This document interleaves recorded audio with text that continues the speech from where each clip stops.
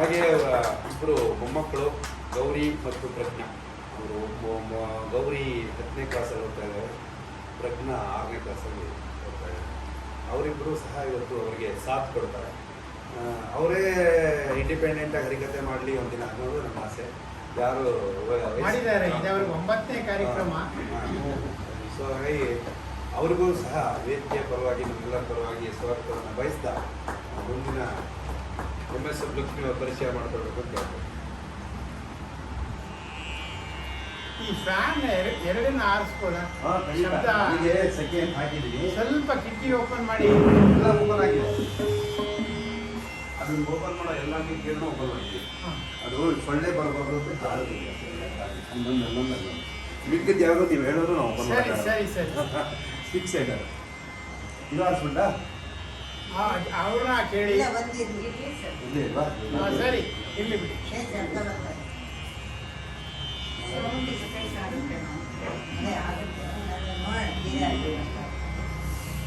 ಸ್ನೇಹಿತರಾದಂಥ ರಂಗನಾಥ್ ರಾಯರೇ ಹಾಗೂ ನಮ್ಮ ಎಲ್ಲ ಸ್ನೇಹಿತರೇ, ಎಲ್ರಿಗೂ ನಮಸ್ಕಾರ. ಇವತ್ತು ಭಾರತ ರತ್ನ MS ಸುಬ್ಬಲಕ್ಷ್ಮಿ ಹಾಗೆ ಅಂತ ಹೇಳ್ಬಿಟ್ಟು ಇವತ್ತಿನ ಹರಿಕತೆಗೆ ಮುಂಚೆ ಪ್ರಾರ್ಥನೆ ಆಗಬೇಕು. ಪ್ರಾರ್ಥನೆಗೆ MS ಸುಬ್ಬಲಕ್ಷ್ಮಿಯವರೇ ಹಾಡಿರುವಂಥ ಅಣ್ಣಮಾಚಾರ್ಯ ಕೃತಿಗಳು ತುಂಬ ಇದೆ. ಒಂದು ಅಣ್ಣಮಾಚಾರ್ಯರ ಕೃತಿ ಸುಬ್ಬಲಕ್ಷ್ಮಿಯವರು ಹಾಡಿ ಜನಪ್ರಿಯಗೊಳಿಸಿದ್ದಾರೆ. ಅದನ್ನು ಇವಾಗ ಗೌರಿ ಹಾಗೂ ಪ್ರಜ್ಞಾ ಇಬ್ಬರು ಹಾಡ್ತಾರೆ.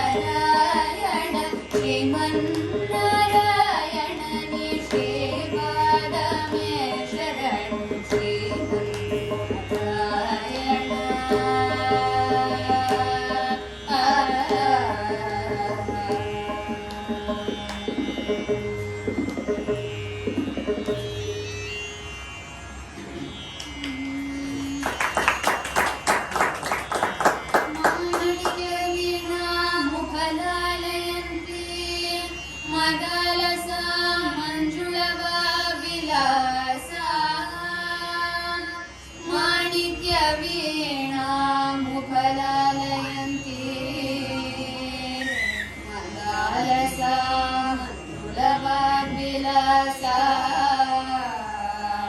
ಮಹೇಂದ್ರ ನೀಲದ್ಯುತಿ ಕೋಮಲಾಂಗಿ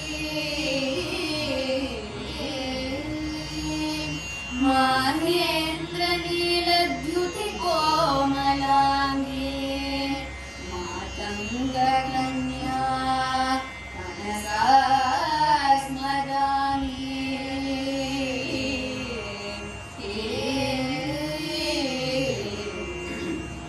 ಮನಸಾ ಸ್ಮರಾಮಿ. ನಾರಾಯಣನ ಸ್ಮರಣೆ ಆಗಿದೆ, ಮಧ್ಯ ಪಾರ್ವತಿಯನ್ನು ಬಂದ್ಬಿಟ್ಟಿದ್ದಾಳೆ. ಸುಬ್ಲಕ್ಷ್ಮನವರು ಬಂದ್ಬಿಟ್ಟಿದ್ದಾರೆ ನೋಡಿ, ಎಂಥ ಸುಯೋಗ. ನೀವೆಲ್ಲ ತುಂಬ ಅದೃಷ್ಟಶಾಲಿಗಳು. ಯಾಕೆ ಅಂತಂದರೆ ಈಗ ನೋಡಿ, ನನಗೆ 68 ವರ್ಷ ಆಯಿತು. 68 ವರ್ಷದಿಂದ ಕರ್ನಾಟಕದಲ್ಲಿ ಯಾವ ಸಂಗೀತ ಕಾರ್ಯಕ್ರಮ ನಡೆಯುತ್ತೆ, ಎಲ್ಲ ಹರಿಕಥೆ ನಡೆಯುತ್ತೆ, ಯಾರು ಮಾಡ್ತಾರೆ ಎಲ್ಲ ನಾನು ನೋಡ್ತಾ ಇರ್ತೀನಿ. ಈವರೆಗೆ ಕನ್ನಡದಲ್ಲಿ ಸುಬ್ಲಕ್ಷ್ಮನವರನ್ನ ಕುರಿತಾದ ಹರಿಕಥೆ ಅಥವಾ ಪ್ರವಚನ ಎಲ್ಲೂ ಆಗಿಲ್ಲ. ರಂಗನಾಥರಾಯರ ಮನೆಯ ಸಭಾಂಗಣದಲ್ಲೇ ಮೊದಲ ಬಾರಿಗೆ ಆಗ್ತಾ ಇರೋದು ಅನ್ನೋದನ್ನ ನಾನು ಘಂಟಾಘೋಷವಾಗಿ ಖಾತರಿಯಿಂದ ಹೇಳಬಲ್ಲೆ. ಇವಾಗ ನಾರಾಯಣನ ಸ್ಮರಣೆ ಆಗ್ತಾ ಇರೋ ಮಧ್ಯ ಪಾರ್ವತಮ್ಮನವರು ಬಂದ್ಬಿಟ್ರು. ಮಾಣಿಕ್ಯ ವೀಣೆ ಅನ್ನೋದು ಪಾರ್ವತಮ್ಮನವ್ರ ಹತ್ರ ಇರೋದು. ಒಂದಿನ ಏನಾಗುತ್ತೆ, ಸಾಕ್ಷಾತ್ ಪರಮೇಶ್ವರ ಕೈಲಾಸದಲ್ಲಿ ಕೂತಿರ್ತಾನೆ. ಹೀಗೆ ಸಾಯಂಕಾಲ ಪಾರ್ವತಮ್ಮನವರು ಮಾಣಿಕ್ಯ ವೀಣೆಯನ್ನು ನುಡಿಸ್ತಾ ಇರ್ತಾರೆ. ಆ ನುಡಿಸ್ತಾ ಅವರ ಮಾಣಿಕ್ಯ ವೀಣೆಯ ಮಾಧುರ್ಯಕ್ಕೆ ಪಾರ್ವತಿನೇ ಮಾರು ಹೋಗ್ಬಿಡ್ತಾರೆ. ಪಾರ್ವತಮ್ಮನವರೇ ಮಾರು ಹೋಗ್ಬಿಡ್ತಾರೆ. ತಲ್ಲೀನರಾಗಿ ನುಡಿಸ್ತಾ ಇರ್ತಾರೆ. ಆ ನುಡುಕರಿ ಆದಮೇಲೆ ಕಣ್ಣು ತೆಗೆದು ಈಶ್ವರನಿಗೆ ಪಾರ್ವತಮ್ಮನವ್ರು ಕೇಳ್ತಾರೆ, ರೀ ಅಂತಾರೆ, ಏನಮ್ಮ ನನ್ನ ಮಾಣಿಕ್ಯ ವೀಣೆ ಇದೆಯಲ್ಲ, ಇದರ ನಾದ ಮಾಧುರ್ಯಕ್ಕೆ ನಾನೇ ಮನಸೋತು ಹೋಗಿದ್ದೀನಿ. ನನ್ನ ತವರು ಭೂಮಿ ಇದೆಯಲ್ಲ ಭೂಲೋಕ, ಅವರು ಈ ಮಾಣಿಕ್ಯ ವೀಣೆಯ ಮಾಧುರ್ಯವನ್ನು ಕೇಳುವಂತಾಗಬೇಕು. ನನ್ನ ಮಾಣಿಕ್ಯ ವೀಣೆಗೆ ಒಂದು ಹೆಣ್ಣು ರೂಪ ಕೊಟ್ಟು ಭೂಲೋಕಕ್ಕೆ ಯಾಕೆ ಕಳಿಸ್ಬಾರ್ದು ಹಾಗೆ ಅಂತ ಪಾರ್ವತಿ ಈಶ್ವರನನ್ನ ಕೇಳ್ತಾರೆ. ಆವಾಗ ಪರಮೇಶ್ವರ ಹೇಳ್ತಾನೆ, ಅಮ್ಮ ತಾಯಿ ಎಲ್ಲ ನೀನೇ ಡಿಸೈಡ್ ಮಾಡ್ಕೊಂಡ್ಬಿಟ್ಟಿರ್ತೀಯ, ನನ್ನನ್ನು ನೆಪ ಮಾತ್ರಕ್ಕೆ ಕೇಳ್ತೀಯ. ಆಯ್ತಮ್ಮ, ನಿನ್ನ ಮಾಣಿಕ್ಯ ವೀಣೆ ಹೆಣ್ಣು ಅವತಾರದಲ್ಲಿ ಭೂಲೋಕಕ್ಕೆ ಹೋಗುವಂತಾಗಲಿ ಅಂತ ಆಶ್ವಾಸನೆ ಕೊಡ್ತಾರೆ ಪರಮೇಶ್ವರ. ಆಮೇಲೆ ಪಾರ್ವತಿ ಇನ್ನೊಂದು ಮಾತು ಹೇಳ್ತಾಳೆ, ನನ್ನ ಮಾಣಿಕ್ಯ ವೀಣೆ ನಿರ್ಜೀವ ವಸ್ತು, ಮುಗ್ಧ, ಅದಕ್ಕೇನು ಗೊತ್ತಿಲ್ಲ. ಅದರ ಉಸ್ತುವಾರಿ, ಅದರ ವಹಿವಾಟನ್ನು ನೋಡ್ಕೊಳ್ಳೋದಕ್ಕೆ ತಾವು ಭೂಲೋಕಕ್ಕೆ ಹೋಗಬೇಕು ಅಂತ ಪರಮೇಶ್ವರನ ಕೇಳ್ತಾರೆ. ಪರಮೇಶ್ವರ ಹ್ಞೂ ಆಯಿತು ಅಂತ ಆಶ್ವಾಸನೆ ಕೊಡ್ತಾನೆ. ಸ್ವಲ್ಪ ದಿನ ಆಗುತ್ತೆ. ಸ್ವಲ್ಪ ದಿನ ಆದಮೇಲೆ ಪಾರ್ವತಮ್ಮನವರಿಗೆ ಒಂದು ಯೋಚನೆ ಬರುತ್ತೆ, ಅಯ್ಯೋ ನನ್ನ ಮಾಣಿಕ್ಯ ವೀಣೆ ಎಲ್ಲ ಅವತಾರ ತಾಳಿದೆಯೋ, ಅದು ಹೇಗಿದೆಯೋ, ಏನು ಕಷ್ಟಪಡ್ತಾ ಇದೆಯೋ ಅಂದ್ಬಿಟ್ಟು ನಾರದರನ್ನ ಕರೀತಾರೆ. ನಾರದರನ್ನ ಕರೆದ್ಬಿಟ್ಟು, ನಾರದ್ರೆ ಈ ಥರ ನನ್ನ ಮಾಣಿಕ್ಯ ವೀಣೆನ ಅವತಾರ ಅಂತ ಹೇಳ್ಬಿಟ್ಟು ಭೂಲೋಕಕ್ಕೆ ಕಳಿಸ್ಬಿಟ್ಟಿದ್ದೀನಿ, ಅದು ಎಲ್ಲ ಅವತಾರ ಮಾಡ್ಕೊಂಡಿದೆಯೋ, ಏನು ಕಷ್ಟಪಡ್ತಾ ಇದೆಯೋ, ಒಳ್ಳೆ ತಂದೆ ತಾಯಿಗಳು ಅದಕ್ಕೆ ಸಿಕ್ಕಿದಾರೋ ನೋಡ್ಕೊಂಬನ್ನಿ ಅಂತ ಒಂದು ಕೇಳ್ತಾರೆ. ಆವಾಗ ನಾರದರು ಆಯ್ತಮ್ಮ ಅಂತ ಹೇಳಿ ಮಾತೆಯ ಒಂದು ಅನುಜ್ಞೆಯನ್ನು ಧಿಕ್ಕರಿಸಕ್ಕುಂಟೆ ಬರ್ತಾರೆ. ಸ್ಟ್ರೈಟ್ ಬಂದ್ಬಿಟ್ಟು ಹಿಮಾಲಯ ಪರ್ವತದ ಹತ್ರ ಬರ್ತಾರೆ. ಅಲ್ಲಿ ತಿರುಗಿ ಆ ಕಡೆ ಈ ಕಡೆ ನೋಡ್ತಾರೆ. 20ನೇ ಶತಮಾನ, ಬರೀ ಅಲ್ಲಿ ಮಧುಗುಂಡು ಸೌಂಡು, ಅದು ಅಲ್ಲದೆ ತುಂಬ ಚಳಿ. ಮಾಣಿಕ್ಯ ವೀಣೆ ಇಲ್ಲಿ ಅವತಾರ ಆಗಿರೋದಿಲ್ಲ ಅಂದ್ಬಿಟ್ಟು ದಕ್ಷಿಣಕ್ಕೆ ಹೋಗೋಣ ಅಂದ್ಬಿಟ್ಟು ಪೂರ ದಕ್ಷಿಣಕ್ಕೆ ಬಂದ್ಬಿಡ್ತಾರೆ. ಮನೋವೇಗ ಅವ್ರದ್ದು ಫ್ಲೈಟು. ಬಂದಾಗ ದಕ್ಷಿಣದ ತುದಿ ಹತ್ತತ್ರ ಬರ್ತಾ ಇರಬೇಕಾದ್ರೆ ಅವರಿಗೆ ಮಲ್ಲಿಗೆಯ ಸುವಾಸನೆ ಸಿಕ್ಕುತ್ತೆ. ಅರೆ ಎಷ್ಟು ಚೆನ್ನಾಗಿದೆ ಮಲ್ಲಿಗೆ ಸುವಾಸನೆ, ಸ್ವಲ್ಪ ನೋಡ್ಕೊಂಡು ಹೋಗೋಣ ಹಾಗೆ ಅಂತ ಹೇಳ್ಬಿಟ್ಟು ಇಳಿತಾರೆ. ಫ್ಲೈಟ್ ಒಳಗಡೆ ತಗೋತಾರೆ. ಸ್ಟ್ರೈಟು ಮಧುರೆಯಲ್ಲಿ ಮೀನಾಕ್ಷಿ ಸುಂದರೇಶ್ವರ ದೇವಸ್ಥಾನದ ಎದುರಿಗೆ ಇಳಿದ್ಬಿಡ್ತಾರೆ. ಆಯ್ತಾ? ಆಮೇಲೆ ಹಾಗೆ ಆ ಕಡೆ ಈ ಕಡೆ ನೋಡ್ತಾ ಪಕ್ಕದಲ್ಲೇ ಹನುಮಂತರಾಯರ ಬೀದಿ ಅಂತ ಒಂದು ಬೀದಿ ಇದೆ. ಚೆನ್ನೈನ ಮದುರೈ, ಮದುರೈಯಲ್ಲಿ ಮೀನಾಕ್ಷಿ ಸುಂದರೇಶ್ವರ ದೇವಸ್ಥಾನ, ಅದರ ಮಗ್ಗಲಲ್ಲಿ ಹನುಮಂತರಾಯರ ಬೀದಿ ಅಂತ ಈಗಲೂ ಇದೆ. ಅಲ್ಲಿ ಹೋಗ್ತಾರೆ. ಅಲ್ಲಿ ಹೋದರೆ ಒಂದು ಹೆಣ್ಣು ಮಗು, ಆಯಿತಾ, ಒಂದು 2-3 ತಿಂಗಳು ಇರ್ಬೋದು, ಅಳ್ತಾ ಇರುತ್ತೆ ಜೋರಾಗಿ. ಹೇಗೆ ಅಳ್ತಾ ಇರುತ್ತಪ್ಪ ಅಂತಂದರೆ ಶ್ರುತಿಬದ್ಧವಾಗಿರುತ್ತೆ. ಅಳುವಿನಲ್ಲೇ ಒಂದು ಶ್ರುತಿ ಇರುತ್ತೆ. ನಾರದರಿಗೆ ಅನುಮಾನ ಬರುತ್ತೆ, ಇಲ್ಲೇನೋ ವಿಶೇಷ ಇದೆ ಅಂದ್ಬಿಟ್ಟು ಆ ವೇಷ ಮರೆಸ್ಕೊಂಡು ಅಮ್ಮ ಅಂತ ಸಭ್ಯರಾಗಿ ಮಾತಾಡಿಕೊಂಡು ಒಳಗೆ ಹೋಗ್ತಾರೆ. ಒಂದು ತಾಯಿ ಒಂದು ಹೆಣ್ಮಗುವನ್ನು ತೊಡೆಯಲ್ಲಿ ಮಲಗಿಸ್ಕೊಂಡಿರ್ತಾಳೆ. ಮಗು ಅಳ್ತಾ ಇರುತ್ತೆ. ಆವಾಗ ಅಮ್ಮ ನಿನ್ನ ಮಗುಗೆ ಏನಮ್ಮ ಹೆಸರು, ಯಾರಮ್ಮ ಮಗು ಇದು ಅಂತ ಕೇಳಿದ್ದಕ್ಕೆ ಆ ತಾಯಿ ಹೇಳ್ತಾರೆ, ಈ ಮಗುಗೆ ಸುಬ್ಬಲಕ್ಷ್ಮಿ ಅಂತ ಹೆಸರಿಟ್ಟಿದ್ದೀನಿ, ಈಗ ಹುಟ್ಟಿ 2 ತಿಂಗಳಾಯಿತು ಹಾಗೆ ಅಂತ ಹೇಳ್ತಾರೆ. ಆವಾಗ ನಾರದರಿಗೆ ಆ ಹೆಣ್ಣು ಮಗು ನೋಡಿದ ತಕ್ಷಣ ಗೊತ್ತಾಗ್ಬಿಡುತ್ತೆ, ಇದೇ ಪಾರ್ವತಮ್ಮನವರ ಮಾಣಿಕ್ಯ ವೀಣೆಯ ಅವತಾರ ಅಂದ್ಬಿಟ್ಟು ಅಲ್ಲೇ ಹಿರಿ ಹೋಗ್ತಾರೆ ಅವರು. ಆಮೇಲೆ ತಾಯಿಗೆ ಆಶೀರ್ವಾದ ಮಾಡಿ ಹೊರಗಡೆ ಬರ್ತಾರೆ. ಹೊರಗಡೆ ಬಂದು ಹಾಗೆ ತಮಿಳ್ನಾಡಲ್ಲಿ ಇನ್ನೊಂದು ಸ್ವಲ್ಪ ಆ ಕಡೆ ಈ ಕಡೆ ನೋಡಿದಾಗ ಅವ್ರಿಗೆ ಸುದ್ದಿ ಬರುತ್ತೆ, ಮದ್ರಾಸಲ್ಲಿ ಸದಾಶಿವಂ ಅನ್ನುವಂಥ ಒಬ್ಬ ಹುಡುಗ ಕೂಡ ಜನಿಸಿದ್ದಾನೆ, ಅವನು ಈಶ್ವರನ ಅವತಾರ ಹಾಗೆ ಅಂತ ಸುದ್ದಿ ಬರುತ್ತೆ. ತಗೊಂಡೋಗಿ ಸುದ್ದಿಯನ್ನು ಪಾರ್ವತಮ್ಮನವ್ರಿಗೆ ಹೇಳ್ತಾರೆ. ಇದು ಕತೆ. ಈ ಹರಿಕತೆ ರಾಮಾಯಣದ್ದೋ ಮಹಾಭಾರತದ್ದೋ ಭಾಗವತದ್ದೋ ಆಗಿದ್ದರೆ ನಾನು ಈ ಕಥೆಯನ್ನು ನಿಮಗೆ ಹೇಳಿದರೆ ನೀವು ಇದನ್ನು ನಂಬ್ತಾ ಇದ್ರಿ, ಒಪ್ತಾ ಇದ್ರಿ. ನಾನು 20ನೇ ಶತಮಾನದ ಸುಬ್ಲಕ್ಷ್ಮಣವರ ಹರಿಕತೆ ಮಾಡ್ತಾ ಈ ಥರ ಕತೆ ಹೇಳಿದ್ರೆ ಇವೆಲ್ಲ ಕಲಿಗಾಲದಲ್ಲಿ ನಡೆಯೋದಕ್ಕೆ ಸಾಧ್ಯನೇ ಅಂತ ನೀವು ಕೇಳ್ಬೋದು. ಈ ಕತೆ ಇದೆಯಲ್ಲ, ಇದರ ಕಲ್ಪನೆ ನನ್ನದಲ್ಲ. ಈ ಕಥೆಯ ಕಲ್ಪನೆ ರೇವತಿ ಶಂಕರನ್ ಅಂತ ಒಬ್ಬರು ತಮಿಳ್ನಾಡಲ್ಲಿದ್ದಾರೆ, ಮದ್ರಾಸಿನಲ್ಲಿ. ಆಕೆ ಸುಪ್ರಸಿದ್ಧ ಹಾಡುಗಾರ್ತಿ ಹಾಗೂ ಸುಪ್ರಸಿದ್ಧ ಹರಿಕಥಾ ವಿದ್ವಾನರು. ಅವರ ಕಲ್ಪನೆ. ಅವರೇನು ಮಾಡಿದ್ರು, ಸುಬ್ಲಕ್ಷ್ಮಣವ್ರು ಬದುಕಿದ್ದಾಗಲೇ ಇದನ್ನೆಲ್ಲ ಸುಬ್ಲಕ್ಷ್ಮಣವ್ರಿಗೆ ಹೇಳಬೇಕು ಅಂದ್ಬಿಟ್ಟು ಅವರು ಸುಬ್ಲಕ್ಷ್ಮಣವ್ರನ್ನೇ ಕರೆಸಿ ಒಂದು ಹರಿಕತೆ ಮಾಡಿದ್ರು. ಸುಬ್ಬಲಕ್ಷ್ಮಣವರ ಹರಿಕತೆಯನ್ನು ಸುಬ್ಬಲಕ್ಷ್ಮಣವರ ಸಮ್ಮುಖದಲ್ಲೇ ಮಾಡಿದವರು ರೇವತಿ ಶಂಕರನ್. ಇದು ಹೇಗೆ ಸಂಯೋಗ ಅಂತಂದರೆ, ನಾವು ರಾಮಾಯಣದಲ್ಲಿ ಕೇಳ್ತೀವಿ, ಲವಕುಶರು ಇದ್ದಾರಲ್ಲ, ಲವಕುಶರು ವಾಲ್ಮೀಕಿಗಳಿಂದ ರಾಮಾಯಣದ ಒಂದು ಅಧ್ಯಯನವನ್ನು ಮಾಡಿ ಅವರೇ ರಾಮನ ಆಸ್ಥಾನಕ್ಕೆ ಬಂದು ರಾಮನ ಕಥೆಯನ್ನು ರಾಮನ ಮುಂದೆನೇ ಅವರು ಪಾರಾಯಣ ಮಾಡಿದ್ರು ಅಂತ ಕೇಳಿದ್ದೀವಿ. ಆ ಥರ ರೇವತಿ ಶಂಕರನ್ ಅವರು ಸುಬ್ಬಲಕ್ಷ್ಮಣವರ ಮುಂದೆ ಸುಬ್ಬಲಕ್ಷ್ಮಣವರ ಹರಿಕತೆಯನ್ನೇ ಮಾಡಿದ್ದಾರೆ. ಇದು ಈಗಲೂ ಕೂಡ ಯೂಟ್ಯೂಬಲ್ಲಿ ಇಂಟರ್ನೆಟ್ಟಲ್ಲಿ ಇದೆ. ಸುಬ್ಬಲಕ್ಷ್ಮಣವರು 99ನೇ ಇಸ್ವಿ, ಆವಾಗ ಅವರಿಗೆ 83 ವರ್ಷ ಇರ್ಬೋದು. ಆಕೆ ಕೂತಿದ್ದಾರೆ, ಹೀಗೆ ಶ್ರೀಮನ್ನಾರಾಯಣನ ಫೋಟೋ ಇದೆ, ರೇವತಿ ಶಂಕರನ ಹರಿಕತೆ ಮಾಡ್ತಾ ಇದ್ದಾರೆ. ಸುಬ್ಬಲಕ್ಷ್ಮಣವ್ರ ಪಕ್ಕ ಆರ್ ವೆಂಕಟರಾಮನ್ ಕೂತಿದ್ದಾರೆ, ಮಾಜಿ ರಾಷ್ಟ್ರಪತಿ ಕೂತಿದ್ದಾರೆ. ಹರಿಕತೆ ನಡೀತಾ ಇದೆ. ಆ ಹರಿಕತೆ ಅವರು ಶುರು ಮಾಡಿರೋದು ಈ ಮಾಣಿಕ್ಯ ವೀಣೆಯ ಕತೆ ನಾನು ಹೇಳಿದ್ನಲ್ಲ ಅದನ್ನು. ಆವಾಗ ನಾನು ಅಬ್ಸರ್ವ್ ಮಾಡ್ತಾ ಇದ್ದೆ, ಏನು ಪ್ರತಿಕ್ರಿಯೆ ಇರುತ್ತೆ ಸುಬ್ಬಲಕ್ಷ್ಮಣವ್ರದ್ದು ಅಂದರೆ. ಆವಾಗ ನಕ್ಕರು. ಆಮೇಲೆ ಕಾರ್ಯಕ್ರಮ ಆದಮೇಲೆ ರೇವತಿ ಶಂಕರನ್ ಹೇಳಿದ್ರಂತೆ, ಏನಮ್ಮ ನನ್ನನ್ನು ಮಾಣಿಕ್ಯ ವೀಣೆಯ ಅವತಾರ ಅಂತ ಹೇಳ್ಬಿಟ್ಟಿದೀಯಾ ಅಂತ ಹೇಳಿ ಅವ್ರು ಅಂತಲೂ ಹೇಳಲಿಲ್ಲ, ಹೂಂತನೂ ಹೇಳಲಿಲ್ಲ ಅಂತ ನಕ್ಕರಂತೆ. ಅಂದರೆ ನಾನು ಏನೋ ಒಂದು ಕತೆ ಹೇಳಿದ್ದೀನಿ, ಅದು ಸುಬ್ಬಲಕ್ಷ್ಮಣವರೇ ಅದನ್ನು ಇಲ್ಲ ಅಂತ ಹೇಳಿಲ್ಲ. ನಮಗೆ ಸುಬ್ಬಲಕ್ಷ್ಮಣವ್ರು ಬೇರೆ ಅಲ್ಲ, ಸರಸ್ವತಮ್ಮನವರು ಬೇರೆ ಅಲ್ಲ, ಪಾರ್ವತಮ್ಮನವರು ಬೇರೆ ಅಲ್ಲ. ಅಂಥ ಒಂದು ಮಹಾನ್ ಒಂದು ಮೂಲ ವಸ್ತುವಿನ ಅವತಾರ ಆಗುವಷ್ಟೊತ್ತಿಗೆ ಅಂತಹ ಸಾಧನೆಯನ್ನು ಸುಬ್ಬಲಕ್ಷ್ಮಣವ್ರು ಮಾಡಿದ್ದಾರೆ ಅಂತ ನಾನು ಹೇಳೋದಕ್ಕೆ ಇಷ್ಟಪಡ್ತೀನಿ. MS ಸುಬ್ಬಲಕ್ಷ್ಮಿ ಅಂದರೆ ಏನು? ಮಧುರೈ ಷಣ್ಮುಖ ಒಡಿವು ಸುಬ್ಬಲಕ್ಷ್ಮಿ ಅಂತ. ಸುಬ್ಬಲಕ್ಷ್ಮಣವರ ಹೆಸರಿನಲ್ಲಿ ಅವರ ತಂದೆಯ ಹೆಸರು ಇಲ್ಲ, ಅವರ ತಾಯಿ ಹೆಸರು ಇದೆ ನೋಡಿ. ಮಧುರೈ ಅಂದರೆ ಸುಬ್ಬಲಕ್ಷ್ಮಣವ್ರು ಹುಟ್ಟಿದ್ದು ಮಧುರೈಯಲ್ಲಿ. ಷಣ್ಮುಖ ಒಡಿವು ಅಂದರೆ ಅವರ ತಾಯಿ. ಅವರ ತಂದೆ ಯಾರು ಅನ್ನೋದು ಖಚಿತವಾಗಿ ಗೊತ್ತಿಲ್ಲ.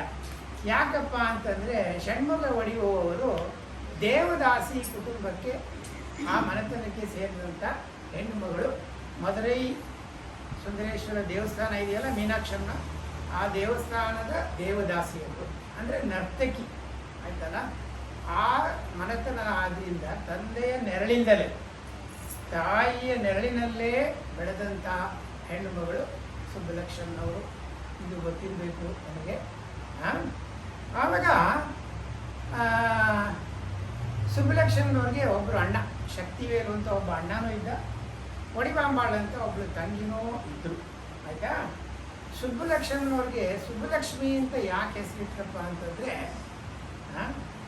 ಸುಬ್ಬಲಕ್ಷ್ಮಮ್ಮ ಅನ್ನೋದು ಕರ್ನಾಟಕದಲ್ಲೂ ತುಂಬ ಒಂದು ಜನಪ್ರಿಯವಾದಂಥ ಹೆಸರು. ತುಂಬ ಜನ ಇಟ್ಕೋತಾ ಇದ್ರು. ಇವಾಗ ಹೊರಟೋಗಿದೆ ಬಿಡಿ. ನನ್ನ ಮಗಳೇ ಪರವಾಗಿಲ್ಲ, ಮಗಳಿಗೆ ಗೌರಿ ಪ್ರಜ್ಞಾ ಅಂತ ಹಳೆ ಹೆಸರು ಇಟ್ಟಿದ್ದಾಳೆ. ಇವಾಗೆಲ್ಲ ಅದು ಏನೇನೋ ಆದ್ಯ ಪಾದ್ಯ ಹೋದ್ಯ ಈ ಥರ ಎಲ್ಲ ಇಟ್ಕೋತಾರೆ ಹೆಸರು. ಸುಬ್ಬಲಕ್ಷ್ಮಿ, ರೀಟಾ, ಟಾಟಾ, ಬಾಟಾ ಎಲ್ಲ ಇದೆ. ಹಾಂ ಹೌದು, ಸುಬ್ಬಲಕ್ಷ್ಮಿ, ಸುಬ್ಬಲಕ್ಷ್ಮಮ್ಮ ಅನ್ನೋ ಹೆಸರು ಎಷ್ಟು ಲಕ್ಷಣವಾಗಿದೆ ನೋಡಿ. ಅದರೊಳಗಡೆ ಸುಬ್ಬ ಅನ್ನುವುದು ಸಂಸ್ಕೃತದ ಶುಭ ಅನ್ನುವ ಪದ ಇದೆಯಲ್ಲ, ಅದರ ತದ್ಭವ. ಶುಭ ಅನ್ನುವುದು ಅದು ಮೂಲ, ಅದರ ತದ್ಭವ ಸುಬ್ಬ. ಅಂದರೆ ಸುಬ್ಬಲಕ್ಷ್ಮಿ ಅಂದರೆ ಏನು? ಎಲ್ಲರಿಗೂ ಶುಭವನ್ನು ಉಂಟು ಮಾಡುವಂಥ ಒಂದು ಮಹಾತಾಯಿ ಸುಬ್ಬಲಕ್ಷ್ಮಿ. ಅವರ ಹೆಸರು ಹೇಗೆ ಇಟ್ಟರೋ ಹಾಗೆಯೇ ಅವರು ಬಾಳಿದ್ರು, ಅದು ನಿಮಗೆ ಗೊತ್ತು. ಆಮೇಲೆ ಸುಬ್ಬಲಕ್ಷ್ಮಣ್ಣವರು ಹುಟ್ಟಿದ್ದು 16/9/1916. ನಿಮ್ಮಲ್ಲಿ ಸಂಖ್ಯಾಶಾಸ್ತ್ರದ ಬಗ್ಗೆ ಅದಾರೋ ಇಂಟ್ರೆಸ್ಟ್ ಇದ್ದರೆ ಸುಬ್ಬಲಕ್ಷ್ಮಣ್ಣವರ ಜನ್ಮ ದಿನಾಂಕಕ್ಕೂ ಅವರ ಒಂದು ಪ್ರತಿಭೆ ಹಾಗೂ ಸಾಧನೆಗೂ ತುಂಬ ಒಂದು ಸಾಮ್ಯತೆ, ಒಂದು ಕೊಂಡಿ ಇದೆ. ಏನೋ 16 ಅಂದರೆ ಏನು ಅಂದ್ಕೊಂಡಿದ್ದೀರಾ? 1 + 6 = 7. 7 ಅಂದರೆ ಸಪ್ತಸ್ವರಗಳು. ಸಪ್ತಸ್ವರಗಳನ್ನು ಹೊತ್ತುಕೊಂಡೇ, ಕರಗತ ಮಾಡಿಕೊಂಡೇ ಸುಬ್ಬಲಕ್ಷ್ಮಣ್ಣವರು ಜನನ ಮಾಡಿದ್ರು. ನಿಮ್ಗೆ ಗೊತ್ತು. 9 ಅಂದರೆ ಏನೋ? ನವರಸಗಳು. ಸಪ್ತಸ್ವರಗಳನ್ನು ಉಪಯೋಗಿಸಿಕೊಂಡು ನವರಸಗಳನ್ನು ಸಮರ್ಪಕವಾಗಿ ಜನಗಳ ಮುಂದೆ ನಿವೇದನೆ ಮಾಡುವಂಥ ಒಂದು ಸಂಗೀತದ ಸಾಮರ್ಥ್ಯ ಸುಬ್ಬಲಕ್ಷ್ಮಣ್ಣವರಲ್ಲಿ ಇತ್ತು. ನ್ಯೂಮರಾಲಜಿ. ಆಯಿತಾ? ಆಮೇಲೆ ಸುಬ್ಬಲಕ್ಷ್ಮಿಯವರಿಗೆ ಅವರಮ್ಮ ಇದ್ದಾರಲ್ಲ, ಷಣ್ಮುಗ ಒಡಿವು, ಅವರು ಸುಬ್ಬಲಕ್ಷ್ಮಿ ಅಂತ ಕರೀತಾ ಇದ್ದಿಲ್ಲ. ಅವರ ಮನೆಯಲ್ಲಿ ಕುಂಜಮ್ಮ ಅಂತ ಕರೀತಾ ಇದ್ದರು. ಕುಂಜ ಅಂತಲೇ ಕರೀತಾ ಇದ್ದಿದ್ದು ಸುಬ್ಬಲಕ್ಷ್ಮಿಯವರಿಗೆ. ಕುಂಜಮ್ಮ ಅನ್ನೋದು ಸುಬ್ಬಲಕ್ಷ್ಮಿಯವರ ಅಡ್ಡ ಹೆಸರು. ಆಮೇಲೆ ಷಣ್ಮುಗ ಒಡಿವು ಅಂದರೆ ಸಾಮಾನ್ಯರು ಅಂತ ಅನ್ಕೋಬೇಡಿ. ಆಕೆ ದೇವದಾಸಿಯ ಒಂದು ಕುಟುಂಬದಲ್ಲಿ ಇದ್ದರೂ ಕೂಡ ಆಕೆ ಮಹಾನ್ ಸಂಗೀತಗಾರ್ತಿ, ಹಾಡುಗಾರ್ತಿ ಹಾಗೂ ವೀಣಾವಾದಕಿ. ಸುಬ್ಬಲಕ್ಷ್ಮಿಯವರ ಅಜ್ಜಿ ಇದ್ರಲ್ಲ, ಅಂದರೆ ಷಣ್ಮುಗ ಒಡಿವು ತಾಯಿ, ಅವರು ಒಳ್ಳೆಯ ವಯಲಿನ್ ವಾದಕಿ ಕೂಡ. ಸಂಗೀತ ಅನ್ನೋದು ಸುಬ್ಬಲಕ್ಷ್ಮಿಯವರಿಗೆ ರಕ್ತದಲ್ಲೇ ಬಂದಿದೆ ತಾಯಿ ಕಡೆಯಿಂದ. ಹೌದಾ? ಹಾಗಾಗಿ ನಮ್ಮ ಕುವೆಂಪು ಅವರು ಒಂದು ಮಾತು ಹೇಳ್ತಾರೆ, ಮನೆಯೇ ಮೊದಲ ಪಾಠಶಾಲೆ, ಜನನಿ ತಾನೇ ಮೊದಲ ಗುರುವು, ಜನನಿಯಿಂದ ಪಾಠ ಕಲಿತ ಜನರು ಧನ್ಯರು ಅಂತ ಕುವೆಂಪು ಹೇಳಿದ್ದಾರೆ. ಅದು ಸುಬ್ಬಲಕ್ಷ್ಮಿಯವರ ಪಾಲಿಗೆ 100ಕ್ಕೆ 100 ಸತ್ಯ. ಅವರ ಅಮ್ಮನೇ ಅವರ ಮೊದಲ ಗುರು. ಆಯ್ತಾ? ತಾಯಿಯಾದಂಥ ಷಣ್ಮುಗ ಒಡಿವು ಒಂದು ಪುಟ್ಟ ಬಾಲಕಿ, 4 ವರ್ಷದ ಹುಡುಗಿ ಸುಬ್ಬಲಕ್ಷ್ಮಣ್ಣವ್ರಿಗೆ ಸಂಗೀತ ಆರಂಭ ಹೇಗೆ ಮಾಡಿದ್ರು, ಆರಂಭದ ಶಾಲೆ ಹೇಗಿತ್ತು ಅನ್ನೋದನ್ನ ಈಗ ನಮ್ಮ ಗೌರಿ ಹಾಗೂ ಪ್ರಜ್ಞಾ ಹಾಡು ತೋರಿಸ್ತಾರೆ. ಶ್ರೀ ಗಣನಾಥ ಸಿಂಧೂರ ವರ್ಣವೇ, ಗಣನಾಥ ಸಿಂಧೂರ ವರ್ಣ ಕರುಣ ಸಾಗರ ಕರಿ ವದನ, ಋಣ ಸಾಗರ ಕರಿ ವದನ, ಓದರಲ ಗೋಪಿಕರ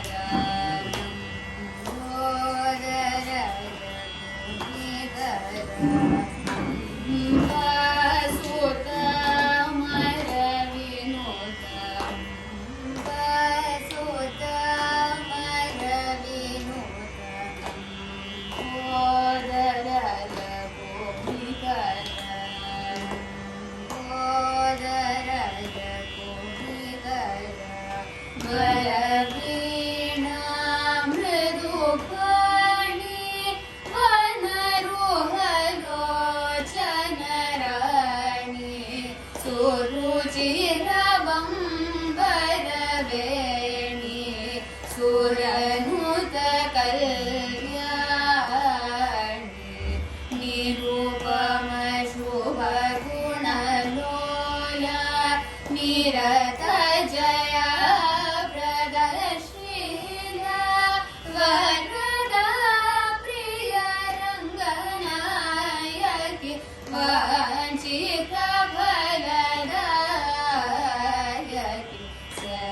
सिजासन जननी जय जय जय कमलदलन विमल सुनयन करिवरद करुणाम्बुदे करुणशरदे कमलकान्त केशिनरक सुरविभेदन वरद वेदपुर सुरोत्तम करुणशरदे कमलकान्त.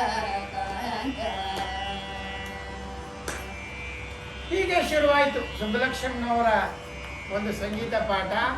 ಒಂದು 3 ವರ್ಷದ ಮಗುವಿಗೆ ತಾಯಿಯಾದಂಥ ಷಣ್ಮುಖ ಒಡಿಗು ಮುಖಾಂತರ ಶುರುವಾಯಿತು. ಇಲ್ಲಿ ನಾನು ಒಂದು ವಿಷಯವನ್ನು ನಿಮಗೆ ತಿಳಿಸಕ್ಕೆ ಇಷ್ಟಪಡ್ತೇನೆ. ದಕ್ಷಿಣ ಭಾರತದ ಸಂಗೀತಕ್ಕೆ ಕರ್ನಾಟಕ ಸಂಗೀತ ಅಂತಲೇ ಹೆಸರು. ಯಾಕಪ್ಪ ಅಂದರೆ ಈ ಸಂಗೀತ ಪದ್ಧತಿ ಹುಟ್ಟಿದ್ದು ಕರ್ನಾಟಕದಲ್ಲಿ. ಕರ್ನಾಟಕ ಸಂಗೀತ ಪಿತಾಮಹ ಅಂತ ನಾವು ಇಡೀ ದಕ್ಷಿಣ ಭಾರತ ಗೌರವಿಸುವುದು ಪುರಂದರದಾಸರನ್ನ. ಪುರಂದರದಾಸರು ಕನ್ನಡಿಗರು, ಕನ್ನಡದವರು. ಅವರಿಂದನೇ ಕರ್ನಾಟಕ ಸಂಗೀತ ಪದ್ಧತಿ ಸ್ಟಾರ್ಟ್ ಆಯಿತು. ನಾವೆಲ್ಲ ಮಕ್ಕಳನ್ನ ಸಂಗೀತಕ್ಕೆ ಕಳಿಸ್ತೇವೆ. ಮಾಯಾ ಮಾಳವ ಗೌಳ ಅನ್ನೋ ರಾಗದಲ್ಲಿ ಕರ್ನಾಟಕ ಸಂಗೀತ ಪಾಠ ಆರಂಭ ಆಗುತ್ತೆ. ಸರಳೆ, ಜಂಟಿ ವರ್ಷೆ, ಅಲಂಕಾರ. ಅದಾದಮೇಲೆ ಗೀತೆಗಳು, ಬಾಲಗೀತೆಗಳು. ಈಗ 3 ಹೇಳಿದ್ರು ನೋಡಿ. ಒಂದು ಗಣೇಶನ ಮೇಲೆ ಲಂಬೋದರ ಲಕುಮಿಕರ, 2ನೇದು ವರವೀಣ ಮೃದುಪಾಣಿ, 3ನೇದು ಸರಸ್ವತಿದು ಕಮಲಜಾದಳ. ಇದನ್ನೆಲ್ಲ ರಚನೆ ಯಾರು ಮಾಡಿರೋದು? ಪುರಂದರದಾಸರು ಮಾಡಿರುವುದು. ಹಾಗಾಗಿ ಇಡೀ ಭಾರತದಲ್ಲಿ, ಇಡೀ ದೇಶದಲ್ಲಿ ಎಲ್ಲೇ ಆಗಲಿ ಕರ್ನಾಟಕ ಸಂಗೀತದ ಶಿಕ್ಷಣ ಆರಂಭವಾಗುವುದು ಪುರಂದರದಾಸರು ಹಾಕಿಕೊಟ್ಟ ಮೇಲ್ಪಂಕ್ತಿಯ ಸಾಲುಗಳಲ್ಲಿ. ಅದೇ ನಡೆ. ಇದು ನಮ್ಮ ಕರ್ನಾಟಕದ ಹಿರಿಮೆ. ಪುರಂದರದಾಸರಿಗೆ ದೊಡ್ಡ ನಮಸ್ಕಾರ ಆಗಬೇಕು. ಹೀಗೆ ತಾಯಿಯಿಂದ ಒಂದು 10 ವರ್ಷದ ಹುಡುಗಿ ಸುಬ್ಬಲಕ್ಷ್ಮಿಗೆ ಒಂದು 200-300 ಕೀರ್ತನೆ ಹಾಗೆ ಅಯಾಚಿತವಾಗಿ ಬಂದ್ಬಿಟ್ಟಿತ್ತು. ಒಂದಿನ ಏನಾಯ್ತಂತೆ, ಷಣ್ಮುಖ ಒಡಿಯುವವರು ಸಾಮಾನ್ಯರಲ್ಲ. ಅವರು ಮದುರೆಯಲ್ಲಿ ಸಂಗೀತ ಕಾರ್ಯಕ್ರಮ ಕೊಡ್ತಾ ಇದ್ರು. ದೇವದಾಸಿ ಆದ್ರೂ ಎಷ್ಟು ಕಷ್ಟ ಇದೆ ನೋಡಿ. ದೇವದಾಸಿಯಾಗಿ ಜೀವನ ನಡೆಸಿ ಗಂಡ ತುಂಬಿಸ್ಕೊಂಡವನೋ ಇಲ್ಲ, ಹೌದಾ? ಮಕ್ಕಳನ್ನ ಸಾಕಿ, 3 ಜನ ಮಕ್ಕಳನ್ನ ಸಾಕಿ ತನ್ನ ಕಲೆಯ ಒಂದು ಕೃಷಿಯನ್ನು ಮಾಡ್ತಾ ಇರಬೇಕು ಅಂತಂದರೆ ತುಂಬ ದೊಡ್ಡ ಸಾಧನೆ. ಆಕೆಗೆ ನಮಸ್ಕಾರ. ಅವರು ಕಾರ್ಯಕ್ರಮ ಕೊಡ್ತಾ ಇದ್ರು. ಮದುರೆಯಲ್ಲೂ ಕೊಡ್ತಾ ಇದ್ರಂತೆ. ಚೆನ್ನೈ, ಕೊಯಮತ್ತೂರು ತನಕ ಹೋಗಿ ಕಾರ್ಯಕ್ರಮ ಕೊಡ್ತಾ ಇದ್ದಂಥ ಒಬ್ಬ ಕಲಾವಿದೆ ಷಣ್ಮುಖ ಒಡಿಗು. ಒಂದಿನ ಏನಾಯ್ತಂತೆ, ಮದುರೆಯಲ್ಲಿ ಸೇತುಪತಿ ಶಾಲೆ ಅಂತ ಒಂದು ಶಾಲೆ ಇದೆ. ಆ ಶಾಲೆ ವಿಶೇಷ ಏನಪ್ಪ ಅಂದರೆ, ಸುಬ್ರಹ್ಮಣ್ಯ ಭಾರತಿ, ತಮಿಳುನಾಡಿನ ಮಹಾನ್ ಕವಿ ಹಾಗೂ ಸಂಗೀತಗಾರ ಸುಬ್ರಹ್ಮಣ್ಯ ಭಾರತಿಯವರು ಅವರಲ್ಲಿ ಮೇಷ್ಟ್ರಾಗಿದ್ದರು. ಅಂಥ ಶಾಲೆ. ಅಂಥ ಶಾಲೆಯಲ್ಲಿ ನಮ್ಮ ಷಣ್ಮುಖ ಒಡಿಗು ಅಮ್ಮನವ್ರದ್ದು ವೀಣಾವಾದನ ನಡೀತಾ ಇತ್ತು. ವೀಣಾವಾದನ ನಡೆದಾಗ ನಮ್ಮ ರಂಗನಾಥ ರಾಯರಂತ ಯಾರೋ ಒಳ್ಳೆಯವರು ಪ್ರೋಗ್ರಾಮ್ ಕೊಟ್ಟವರು. ಅವರು ಒಂದು ಮಾತು ಕೇಳಿದ್ರು. ರಂಗನಾಥ ರಾಯ ಇದ್ದವ್ರಿಗೆ, ನನ್ನ ಮಗಳಿದ್ದಾಳೆ, ಆಡ್ತಾಳೆ, ಅಲ್ಲಿ ಆಟ ಆಡ್ತಾ ಇದ್ದಾಳೆ, ಒಂದು ಅವಕಾಶ ಕೊಡಿ. ಆಯ್ತಮ್ಮ ಅಂತ ಧಾರಾಳವಾಗಿ ಕರೆದ್ರು. ಆವಾಗ ಸುಬ್ಬಲಕ್ಷ್ಮಿ ಏನೋ ಒಂದು ಲಂಗ ಹಾಕ್ಕೊಂಡಿದ್ದಾರೆ, ಚೀಟಿ ಬಟ್ಟೆ, ಆಮೇಲೆ ಒಂದೇನೋ ಒಂದು ಬ್ಲೌಸು. ಮಣ್ಣಲ್ಲೆಲ್ಲ ಮಗು ಆಟ ಆಡ್ತಾ ಇರುತ್ತೆ. ಅಮ್ಮ ಸಂಗೀತ ಹೇಳ್ತಾ ಇದ್ದಾರೆ. ಮಣ್ಣಲ್ಲೆಲ್ಲ ಕೊಡ್ಕೊಂಡು ಆಟ ಆಡ್ತಾ ಇರುತ್ತೆ. ಆವಾಗ ಅಮ್ಮ ಕುಂಜ ಬಾ ಹಿಂಗೆ ಅಂತ ಕರೆದಾಗ ಬಂದಂತೆ. ಏನು ಅಂದರೆ ಒಂದು ಕೀರ್ತನೆ ಹಾಡು ಅಂತ ಹೇಳಿದ್ರಂತೆ. ಆವಾಗ ಈಗಿನ ಕಾಲದಲ್ಲಿ ಆಗಲ್ಲ. ಸಂಗೀತಕ್ಕೆ ಕಳಿಸ್ತಾ ಇರ್ತೀವಿ, ಬೀಸ್ಕೊಟ್ಟಿರ್ತೀವಿ. ಯಾರು ಕರೆದಾಗ ಒಂದು ಹಾಡು ಹೇಳು ಅಂದರೆ ಅಂತ. ಆಮೇಲೆ ಇನ್ನೂ ಏನಾದ್ರು ಈ ಥರ ಜನದ ಮುಂದೆ ಹಾಡು ಅಂತ ಹೇಳ್ಬಿಟ್ರೆ, no mummy, you are making me to feel bad in front of all ಅಂತ ಇಂಗ್ಲೀಷಲ್ಲಿ ಬೇರೆ ಹೊಡಿತದೆ. ಆದರೆ ಸುಬ್ಬಲಕ್ಷ್ಮಿ ಆಗಲ್ಲ. ಸ್ಟೇಜ್ ಹತ್ತೇ ಬಿಟ್ರು, ಮಣ್ಣು ಕೊಡ್ಕೊಂಡೇ ಬಿಟ್ರು. 10 ವರ್ಷದ ಸುಬ್ಬಲಕ್ಷ್ಮಿ ಅವ್ರು ಹೇಗೆ ಆಡಿದ್ರು ಅನ್ನೋದನ್ನು ನನ್ನ 10 ವರ್ಷದ ಮೊಮ್ಮಗಳು ಇವಾಗ ಪ್ರಜ್ಞೆ ಹಾಡು ತೋರಿಸ್ತಾಳೆ.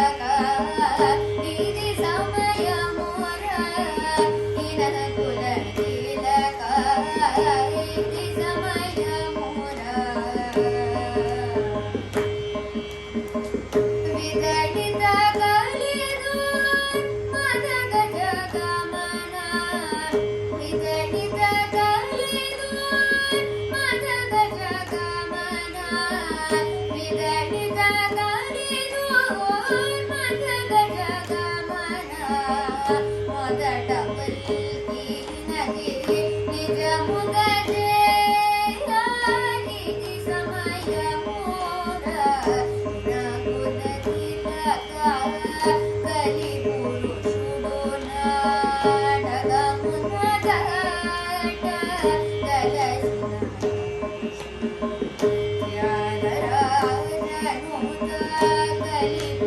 ಪುರುಷುಡು ನಾಡಗ ಮುನ್ನದ ತ್ಯಾಗರಾಜನುತ ಕಲಿ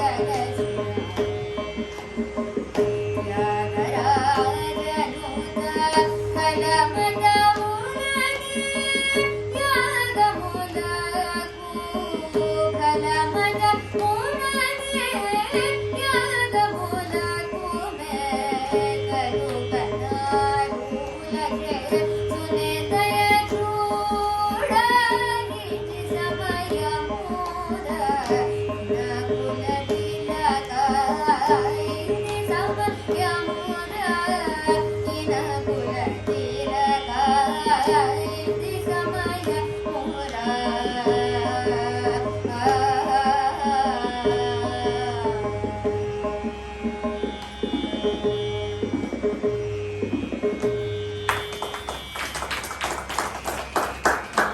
ಹೀಗಿತ್ತು ಸುಬ್ಲಕ್ಷ್ಮನವರ ಹಾಡುಗಾರಿಕೆ. 10 ವರ್ಷದ ಹುಡುಗಿದು.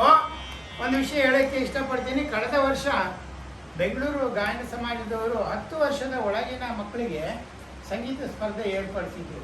ಸುಮಾರು 200 ಮಕ್ಕಳು ಭಾಗವಹಿಸಿದ್ರು. ಆ 200 ಮಕ್ಕಳಲ್ಲಿ 3 ಲೇಯರಲ್ಲಿ ಆಡಿಸಿದ್ರು. ಈ ಹುಡುಗಿಗೆ ಈ ಕೀರ್ತನೆ ಆಡಿದ್ದಕ್ಕೆ ಮೊದಲ ಬಹುಮಾನ ಬಂದಿದೆ. ಹಾಗೆ ಸುಬ್ಬಲಕ್ಷ್ಮಿ ಅವರಿಗೆ 13 ವರ್ಷಕ್ಕೆ ಮಗಳು ಒಳ್ಳೆ ರೂಪವತಿಯಾಗಿ ಬೆಳೆದು ನಿಂತುಬಿಟ್ಟಿದ್ದಾಳೆ. ನಿಮಗೆ ಗೊತ್ತಿರ್ಬೋದು, ಸುಬ್ಬಲಕ್ಷ್ಮಿ ತುಂಬ ಸ್ಫುರದ್ರೂಪಿಯಾದಂಥ ಹೆಣ್ಣು ಮಗಳು.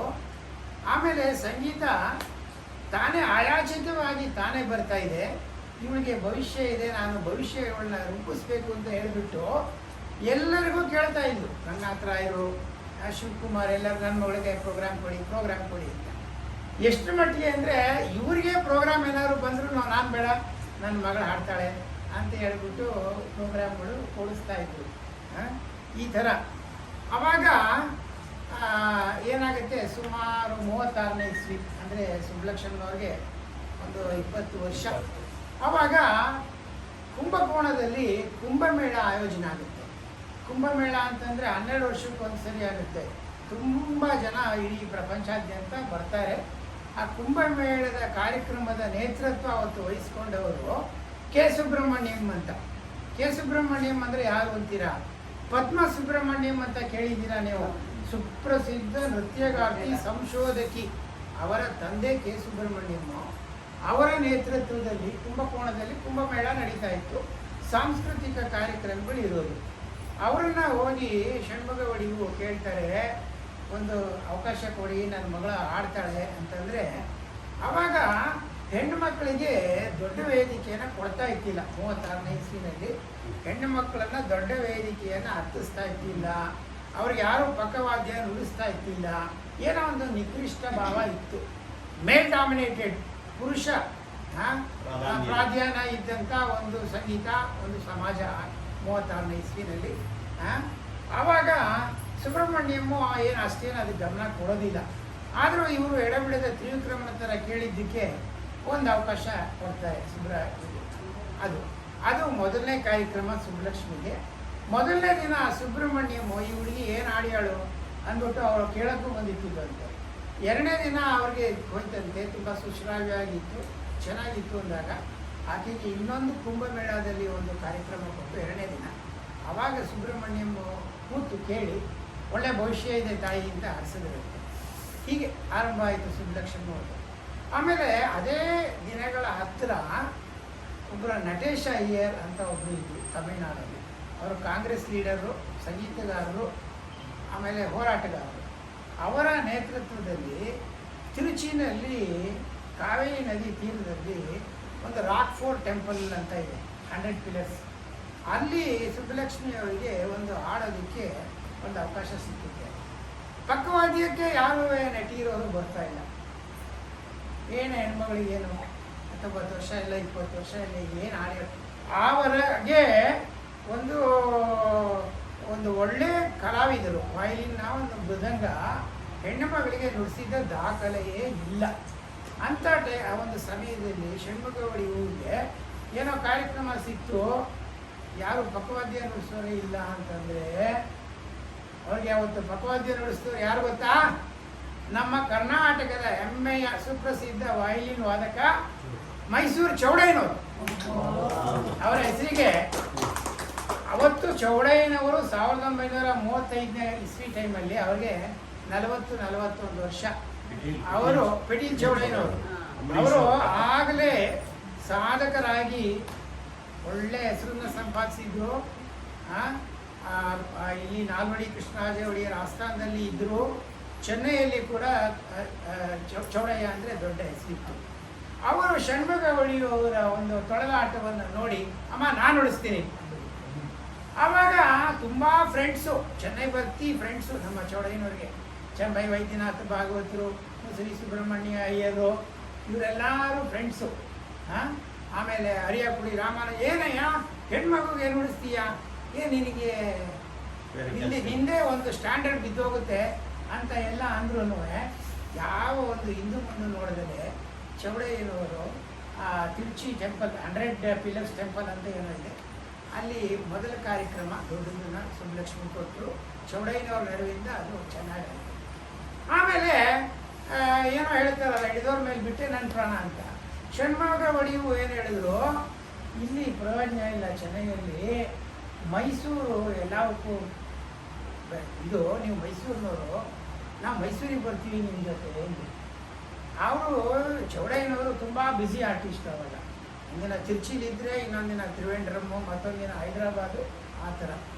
ಆವಾಗ ಚೌಡಯ್ಯನವರು ಪಾಪ ಇಲ್ಲ ಅಂತ ಅನ್ನಿಲ್ಲ. ಎಲ್ಲಿರ್ಕತ್ತೀರಾ? ತಾಯಿ ಮಗಳು ಸಂಗೀತದ ಅವಕಾಶ ಬೇಕು ಹುಡುಕೊಂಡು ಮೈಸೂರಿಗೆ ಬಂದ್ಬಿಟ್ಟಿದ್ದಾರೆ.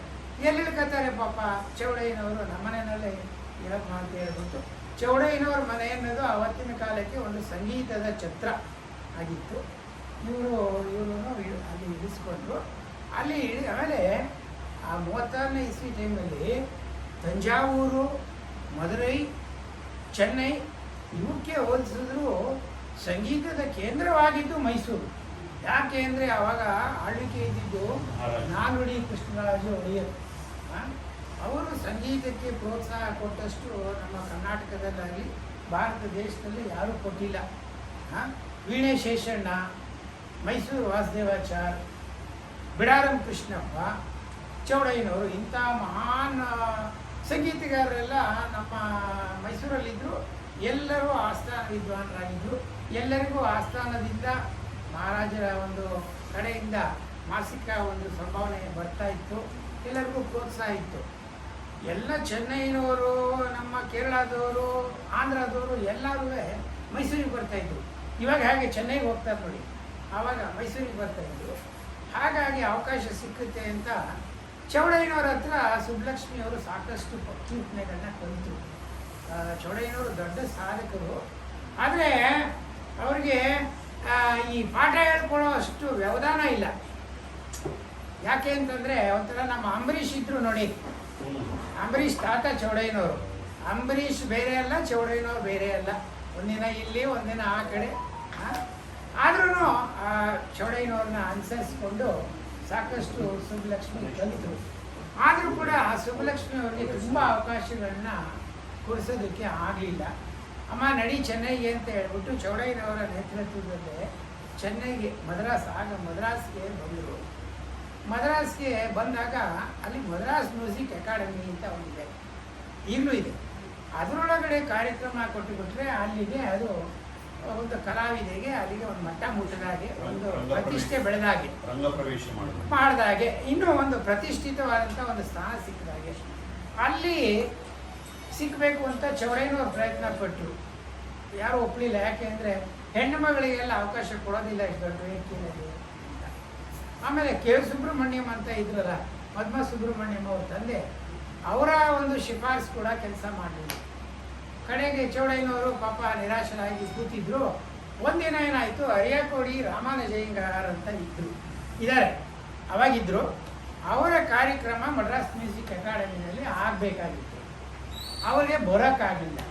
ಅಂದರೆ ನಾಳೆ ಪ್ರೋಗ್ರಾಮು ಇವತ್ತು ಇಲ್ಲ. ಆವಾಗ ಚೌಡಯ್ಯನವರು ಕೇಳಿದ್ರು. ಆವಾಗ ಕಾರ್ಯಕರ್ತರು ಏನು ಹೇಳಿದ್ರು, ಆಯ್ತಪ್ಪ ಆಡ್ಕೊಳ್ಳಿ ಅಂತ ಹೇಳಿದ್ರು. ಅಂದರೆ ಏನು, ಈಗ ನಾಳೆ ಪ್ರೋಗ್ರಾಮು ಈಗ ಗೊತ್ತಾಗಿದೆ, ನಾಳೆ ಹೋಗಿ ಆಡಬೇಕು. ಚೌಡಯ್ಯನವರು ಸಿದ್ಧರಿದ್ದರು ವೈಲಿನ್ ನುಡಿಸೋದಕ್ಕೆ, ಅವರೇ ವೈಲಿನು. ಅವತ್ತಿನ ಕಾರ್ಯಕ್ರಮ ಹೇಗಿತ್ತು, ಯಾವ ಹಾಡನ್ನು ಅವತ್ತು ಸುಬ್ಬಲಕ್ಷ್ಮಿಯವರು ಹಾಡಿದ್ರು ಅದನ್ನು ಗೌರಿ ಪ್ರಜ್ಞೆ ಹಾಡು ತೋರಿಸ್ತಾರೆ. ಚೆನ್ನಾಗಿದೆ ಮಿಲನ, ಮಿಲನಕ್ಕೆ ಒಂದು ಚಲನ.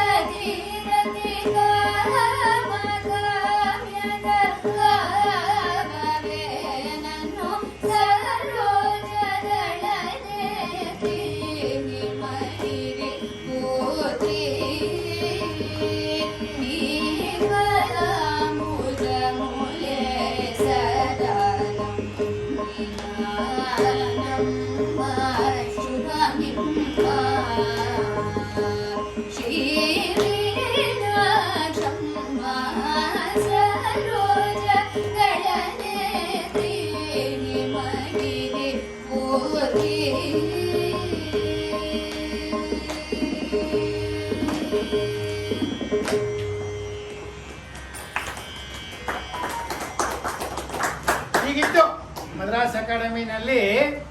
ಇದೇ ಕೀರ್ತನೆಯನ್ನು ಸುಬ್ಬಲಕ್ಷ್ಮನವರು ಯಾಕೆ ಆಯ್ಕೆ ಮಾಡಿಕೊಂಡ್ರು ಅಂತಂದರೆ ಸುಬ್ಬಲಕ್ಷ್ಮನವರು ಹುಟ್ಟಿದ್ದು ಬೆಳೆದಿದ್ದು ಮದುರೈಯಲ್ಲಿ. ಮದುರೈ ಅಧಿದೇವತೆ ಮೀನಾಕ್ಷಿ.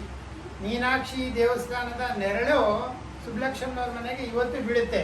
ನೀವ್ಯಾರು ಮದುರೈಗೆ ಹೋದರೆ ಮೀನಾಕ್ಷಿ ದೇವಸ್ಥಾನದ ಪಕ್ಕದಲ್ಲೇ ಹನುಮಂತರಾಯರ ಬೀದಿನಲ್ಲಿ ಈಗಲೂ ಸುಬ್ಬಲಕ್ಷ್ಮಿ ಮನೆಯನ್ನು ಒಂದು ಪಾರಂಪರಿಕ ಕಟ್ಟಡ ಅಂತ ಹಾಗೆ ಇಟ್ಟಿದ್ದಾರೆ. ಆ ನೆರಳು ಬೀಳುತ್ತೆ. ಅದಕ್ಕಾಗಿ ಅಧಿದೇವತೆ ಮೀನಾಕ್ಷಮ್ಮ ತಾನೆ. ಇದು ಈ ಹಾಡು ಮೀನಾಕ್ಷಮ್ಮ ಮದುರೈ ಮುತ್ತುಸ್ವಾಮಿ ದೀಕ್ಷಿತರವರು ಬರೆದಿರೋ ಇದನ್ನೇ ಹಾಡಿದ್ರು. ತುಂಬ ಯಶಸ್ವಿಯಾಗಿ ಹೋಯಿತು. ಅವತ್ತು ಘಟಾನುಘಟಿಗಳು ಸೇರಿದ್ರು. ಮುಸುರಿ ಸುಬ್ರಹ್ಮಣ್ಯ ಅಯ್ಯರ್ ಅಂತ, ಚೆಂಬೈ ವೈದ್ಯನಾಥ ಭಾಗವತರ ಅಂತ ಇವರೆಲ್ಲರೂ ಸೇರಿದ್ರು. ಎಲ್ಲರೂ ಮುಕ್ತ ಕಂಠದಿಂದ ಸುಬ್ಬಲಕ್ಷ್ಮಿ ಹಾಡುಗಾರಿಕೆಯನ್ನು ಯುವತಿ ಆಕೆ 20 ವರ್ಷಕ್ಕಿಂತ 19 ವರ್ಷ ಎಲ್ಲರೂ ಮೆಚ್ಕೊಂಡ್ರು. ವೀಣೆ ಸಾಂಬಶಿವ ಅಯ್ಯರ್ ಅಂತ ಒಬ್ಬರಿದ್ರು. ಅವ್ರು ಹೇಳಿದ್ರು, ಅಮ್ಮ ಮಾಣಿಕ್ಯ ವೀಣೆ ಪಾರ್ವತಮ್ಮನವರ ಮಾಣಿಕ್ಯ ವೀಣೆ ನಿನ್ನ ಕೊರಳಲ್ಲೇ ಇದೆ ಹಾಗೆ ಅಂತ. ಅವತ್ತು ಅದೇ ಮಾತನ್ನು ಅಂತ ದೊಡ್ಡ ವಿದ್ವಾಂಸರಾದಂಥ ಸಾಂಬಶಿವ ಅಯ್ಯರು ಸುಬ್ಬಲಕ್ಷ್ಮನವರಿಗೆ ಆಶೀರ್ವಾದ ರೂಪದಲ್ಲಿ ಹೇಳಿದ್ರು ಅನ್ನೋದನ್ನು ನಾನು ನಿಮಗೆ ಹೇಳ್ತೇನೆ. ಮತ್ತು ಮದ್ರಾಸ್ಗೆ ಯಾವಾಗ ಸುಬ್ಬಲಕ್ಷ್ಮಿಯವರು ಬಂದು ಒಂದು ಬಾಡಿಗೆ ಮನೆ ಮಾಡಿಕೊಂಡು ಇರೋದಕ್ಕೆ ಅವಕಾಶ ಅಂತಂದರೆ, ಆಗ ವೀಣಾ ಧನಮ್ಮಾಳ್ ಅಂತ ಒಬ್ಬರು ಇದ್ದರು. ವೀಣಾ ಧನಮ್ಮಾಳ್ ಅನ್ನೋರು ದೊಡ್ಡ ಸಂಗೀತಗಾರ್ತಿ. ಆಕೆ ಕೂಡ ದೇವದಾಸಿ ಮನೆತನಕ್ಕೆ ಸೇರಿದಂಥ ಹೆಣ್ಣು ಮಗಳು. ಆಕೆ ಪ್ರತಿಷ್ಠಿತ ಸಂಗೀತಗಾರ್ತಿ. ಅವರು ಬಾಡಿಗೆಯಲ್ಲೇ ಷಣ್ಮುಖ ಒಡೆಯುವುದು ಅವ್ರಿಗೆ ಮನೆ ಕೊಟ್ಟಿದ್ರು. ಆಮೇಲೆ ಧನಮ್ಮಾಳ್ ಅಂದರೆ ಸಾಮಾನ್ಯ ಅಂತ ಅನ್ಕೋಬೇಡಿ. ಟೀ ಬೃಂದ, ಟೀ ಮುಕ್ತ ಅಂತ ಹೇಳಿಬಿಟ್ಟು ಒಂದು ದೊಡ್ಡ ಪೇರು. ಪ್ರಾಯಶಃ ನಮ್ಮ ರಾಧಾ ಜಯಲಕ್ಷ್ಮಿ ಅಂತ ಹೇಳ್ತೀವಿ, ಅವ್ರಿಗಿಂತ ಹಿಂದೆ ಇದ್ದಂಥ ದೊಡ್ಡ ಒಂದು ಜೋಡಿ ಹಾಡುಗಾರ್ತಿ. ಅವರು ವೀಣಾ ಧನಮ್ಮಾಳ್ ಮೊಮ್ಮಕ್ಕಳು. ಆಮೇಲೆ ಬಾಲ ಸರಸ್ವತಿ ಅಂದ್ಬಿಟ್ಟು ಒಬ್ಬರು ದೊಡ್ಡ ನೃತ್ಯಗಾರ್ತಿ. ಅವರೆಷ್ಟು ದೊಡ್ಡ ನೃತ್ಯಗಾರ್ತಿನಪ್ಪ ಅಂದರೆ ಅವರು ಪದ್ಮ ವಿಭೂಷಣ. ಆಕೆ ಕೂಡ ಧನಮ್ಮಾಳ್ ಮೊಮ್ಮಗಳು. ನೋಡಿ, ದೇವದಾಸಿ ಮನೆತನ ಆದ್ರೂ ಸರಸ್ವತಿ ಅವರ ಮನೆಗಳಲ್ಲಿ ಹೇಗೆ ಪರಂಪರೆಯಾಗಿ ಬೆಳ್ಕೊಂಡ್ಬಂದಿದ್ದಾರೆ. ಅವರ ಸಹಾಯ ಬೇಕಾಗಿದೆ. ಇಲ್ಲಿಗೆ ಏನಾಯಿತು, ಸುಬ್ಬಲಕ್ಷ್ಮಿ ಅಂದರೆ ಒಳ್ಳೆ ಗಾಯಕಿ, ಪ್ರತಿಷ್ಠಿತ ಪಕ್ಕವಾದ್ಯಕಾರರು ಅವರಿಗೆ ಪಕ್ಕವಾದ್ಯವನ್ನು ಕೊಡಬಹುದು, ಹೆಣ್ಣು ಮಕ್ಕಳು ಹಾಡಬಲ್ಲರು ಅನ್ನುವಂಥ ಮಾತು ಖಾತ್ರಿಯಾಗಿ ಹೋಗಿತ್ತು. ಆವಾಗ ಈ ಷಣ್ಮುಖ ಒಡೆಯುವಿಗೆ ಒಂದು ಮಟ್ಟಕ್ಕೆ ತರಬೇಕು. ಸಾಮಾನ್ಯ ನಮ್ಮಲ್ಲೂ ಅಷ್ಟೇ ಮಕ್ಕಳನ್ನ ಸಂಗೀತಕ್ಕೆ ಕಳಿಸ್ತಾರೆ. ಅಂದಾಗೆ ಈ 2 ಮಕ್ಕಳು ಚೆನ್ನೈಯಲ್ಲಿ ಅಕ್ರೈ ಸಹೋದರಿಯರು ಅಂತ ಇದ್ದಾರೆ. ಅವರು ಸುಪ್ರಸಿದ್ಧ ಹಾಡುಗಾರ್ತಿಯರು, ವೈಲಿನ್ಗಾರ್ತಿಯರು. ಅವರ ಸ್ಟೂಡೆಂಟ್ಸ್ ಇರುವುದು. ಹೆಣ್ಣು ಮಕ್ಕಳಿಗೆ ತಾಯಿಯಂದ್ರಿಗೆ ಏನಿರುತ್ತೆ, ಕಲಿಸಿ ಒಂದು ಮಟ್ಟ ಆದಮೇಲೆ ಇದೆಲ್ಲ ನಡೆಯೋದಿಲ್ಲಮ್ಮ, ಏನಾದ್ರು ಒಂದು ಒಳ್ಳೆ ಗಂಡು ಹುಡುಕಿ ಮದುವೆ ಮಾಡ್ತೀನಿ ನಡಿ, ಇದೇ ಬರುತ್ತೆ. ಆವಾಗ ಷಣ್ಮುಖ ಒಡೆಯುವಿಗೆ ಅನಿಸ್ತು, ಇವೆಲ್ಲ ನಡೆಯೋದಿಲ್ಲ, ಆಯ್ತಲ್ಲ ಕಚೇರಿ ಮಾಡಿಸಿದ್ದು, ಊರಿಗೆ ಕರ್ಕೊಂಡು ಹೋಗಿ ಮದುವೆ ಮಾಡಿಬಿಡೋಣ ಅಂದ್ಬಿಟ್ಟು ಮದ್ರಾಸ್ನ ಖಾಲಿ ಮಾಡಿಕೊಂಡು ಮದುವೆಗೆ ವಾಪಸ್ ಬಂದು ಸ್ವಂತ ಮನೆ ಇದ್ದೇ ಇತ್ತಲ್ಲ ಮಾಡಿ ಮದುವೆಗೆ ಏರ್ಪಾಡು ಮಾಡಿದರು. ದೇವದಾಸಿಯರ ಮನೆಗಳಲ್ಲಿ ಮದುವೆ ಅಂದರೆ ಹೇಗಪ್ಪ ಅಂದರೆ, ನಮ್ಮ ಗೆಜ್ಜೆ ಪೂಜೆ ಸಿನಿಮಾದೊಳಗಡೆ ಕಲ್ಪನಾರವರಿಗೆ ಮದುವೆಯನ್ನು ಏರ್ಪಾಡು ಮಾಡಿದ್ರಲ್ಲ, ಅದೇ ಮದುವೆ. ಅವರು ಏನು ಮಾಡ್ತಾಯಿದ್ರು ಅಂದರೆ, ಯಾರೋ ಒಬ್ಬ ಶ್ರೀಮಂತ, ಅವನಿಗೆ ವಯಸ್ಸು ಎಷ್ಟೋ ಹೆಚ್ಚೋ ಕಮ್ಮಿನೋ ನೋಡ್ತಾ ಇರ್ತಿಲ್ಲ, ಅವನಿಗೆ 2ನೇ ಮದುವೆನೋ 3ನೇ ಮದುವೆನೋ ಅದನ್ನು ನೋಡ್ತಾ ಇರ್ತಿಲ್ಲ. ಒಂದು ಈ ಥರ ಒಬ್ಬ ಶ್ರೀಮಂತನನ್ನು ಗೊತ್ತು ಮಾಡಿ ಮದುವೆ ಅಂತ ನಿರ್ಧಾರ ಮಾಡಿಬಿಟ್ರು ಷಣ್ಮುಖ ಒಡೆಯುವರು. ಸುಬ್ಬಲಕ್ಷ್ಮಿಗೆ ಇದು ಇಷ್ಟ ಇರ್ತಿಲ್ಲ. ಯಾಕೆ ಅಂದರೆ ಅವರಿಗೆ ಗೊತ್ತಿತ್ತು ನಮಗೆ ಸಂಗೀತದಲ್ಲಿ ಒಳ್ಳೆಯ ಒಂದು ಭವಿಷ್ಯ ಇದೆ ಅಂತ ಗೊತ್ತಿತ್ತು. ಮೇಲಾಗಿ ಆ ದೇವದಾಸಿ ಮನೆತನದಲ್ಲಿ ಹುಟ್ಟಿದ್ರು. ಆ ದೇವದಾಸಿ ಮನೆತನದ ಗೆಜ್ಜೆ ಪೂಜೆಗೆ ಕೊರಳನೆಂದು ನೀಡೇನೋ ಅಂತ ನಮ್ಮ ಕಲ್ಪನಾ ಹಾಡಿದ್ರಲ್ಲ ಅವತ್ತು, ಆ ಥರ ಸುಬ್ಬಲಕ್ಷ್ಮನವರು ಒಪ್ಪಲಿಲ್ಲ, ನನಗೆ ಈ ಮದುವೆ ಬೇಡಮ್ಮ.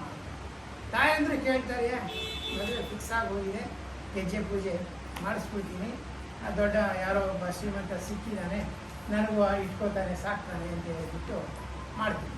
ಆವಾಗ ಸುಬ್ಬಲಕ್ಷ್ಮಿ ಏನು ಮಾಡೋದು, ಅವರಿಗೆ ತಂದೆ ಇಲ್ಲ, ಬೇರೆ ಗತಿ ಇಲ್ಲ. ಈ ನಡುವೆ ಏನಾಗಿತ್ತು, ಮದ್ರಾಸ್ನಲ್ಲಿ ಯಾವಾಗ ಈ ಮದ್ರಾಸ್ ಮ್ಯೂಸಿಕ್ ಅಕಾಡೆಮಿಯ ಕಾರ್ಯಕ್ರಮ ಯಶಸ್ವಿಯಾಗಿ ಆಯಿತು. ಪತ್ರಕರ್ತರ ಹಿಂಡು ಸುಬ್ಬಲಕ್ಷ್ಮಿ ಅವರ ಸಂದರ್ಶನ ಮಾಡೋದಕ್ಕೆ ಬಂದಿದ್ದು. ಹಾಗೆ ಬಂದವರಲ್ಲಿ ಸದಾಶಿವಂ ಅನ್ನುವಂಥ ಒಬ್ಬ ವ್ಯಕ್ತಿ, ಸದಾಶಿವಂ ಅನ್ನೋ ವ್ಯಕ್ತಿ ಪತ್ರಕರ್ತ ಆಗಿದ್ದರು. ಅವರು ಸುಬ್ಬಲಕ್ಷ್ಮಿ ಒಂದು ಸಂದರ್ಶನವನ್ನು ತಗೊಂಡು ಕಲ್ಕಿ ಅಂತ ಒಂದು ಪತ್ರಿಕೆ ನಡೆಸ್ತಾ ಇದ್ರು. ಅದರೊಳಗೆಲ್ಲ ಬರೆದಿದ್ರು. ಸುಬ್ಬಲಕ್ಷ್ಮಿ ಅವರಿಗೆ ಸ್ನೇಹಿತರಾಗಿದ್ದರು. ಅಂದರೆ ಒಂಥರ 3-4-5 ಸರಿ ಆಯಿತಾ. ಪ್ರಾಯಶಃ ಹೇಳಿದ್ರೇನೋ ಏನಾದರೂ ನನಗೆ ಆಶ್ರಯ ಬೇಕಾದರೆ ಬನ್ನಿ, ನಾನು ಸಹಾಯ ಮಾಡ್ಕೊಡ್ತೀನಿ ಅಂತ. ಸುಬ್ಬಲಕ್ಷ್ಮಿ ಅವರಿಗೆ ಇದ್ರ ನೆನಪು ಬಂತು. ಅವ್ರು ಏನು ಮಾಡ್ತಾರೆ, ತಾಯಿ ಕಾಲು ಕಟ್ಕೊಂಡ್ರು ತಾಯಿ ಕೇಳ್ತಾ ಇಲ್ಲ. ಏನು ಮಾಡ್ತಾರೆ, ಎಲ್ಲಿ ನಮ್ಮ ಗೆಜ್ಜೆ ಪೂಜೆ ಸಿನಿಮಾದ ಕಲ್ಪನಾ ಸೋತರು, ಸುಬ್ಬಲಕ್ಷ್ಮಿ ಗೆದ್ದರು. ರಾತ್ರಿ ರೈಲು ಹತ್ತಿ ಮದುರೆಯಿಂದ ಚೆನ್ನೈ ಬಂದೇ ಬಿಟ್ರು ಏಕಾಂಗಿ. ನೋಡಿ ಎಂಥ ದಿಟ್ಟ ನಿರ್ಧಾರ ಇದು. ಇದಾಗಿತ್ತು 36ನೇ ಇಸ್ವಿನಲ್ಲಿ.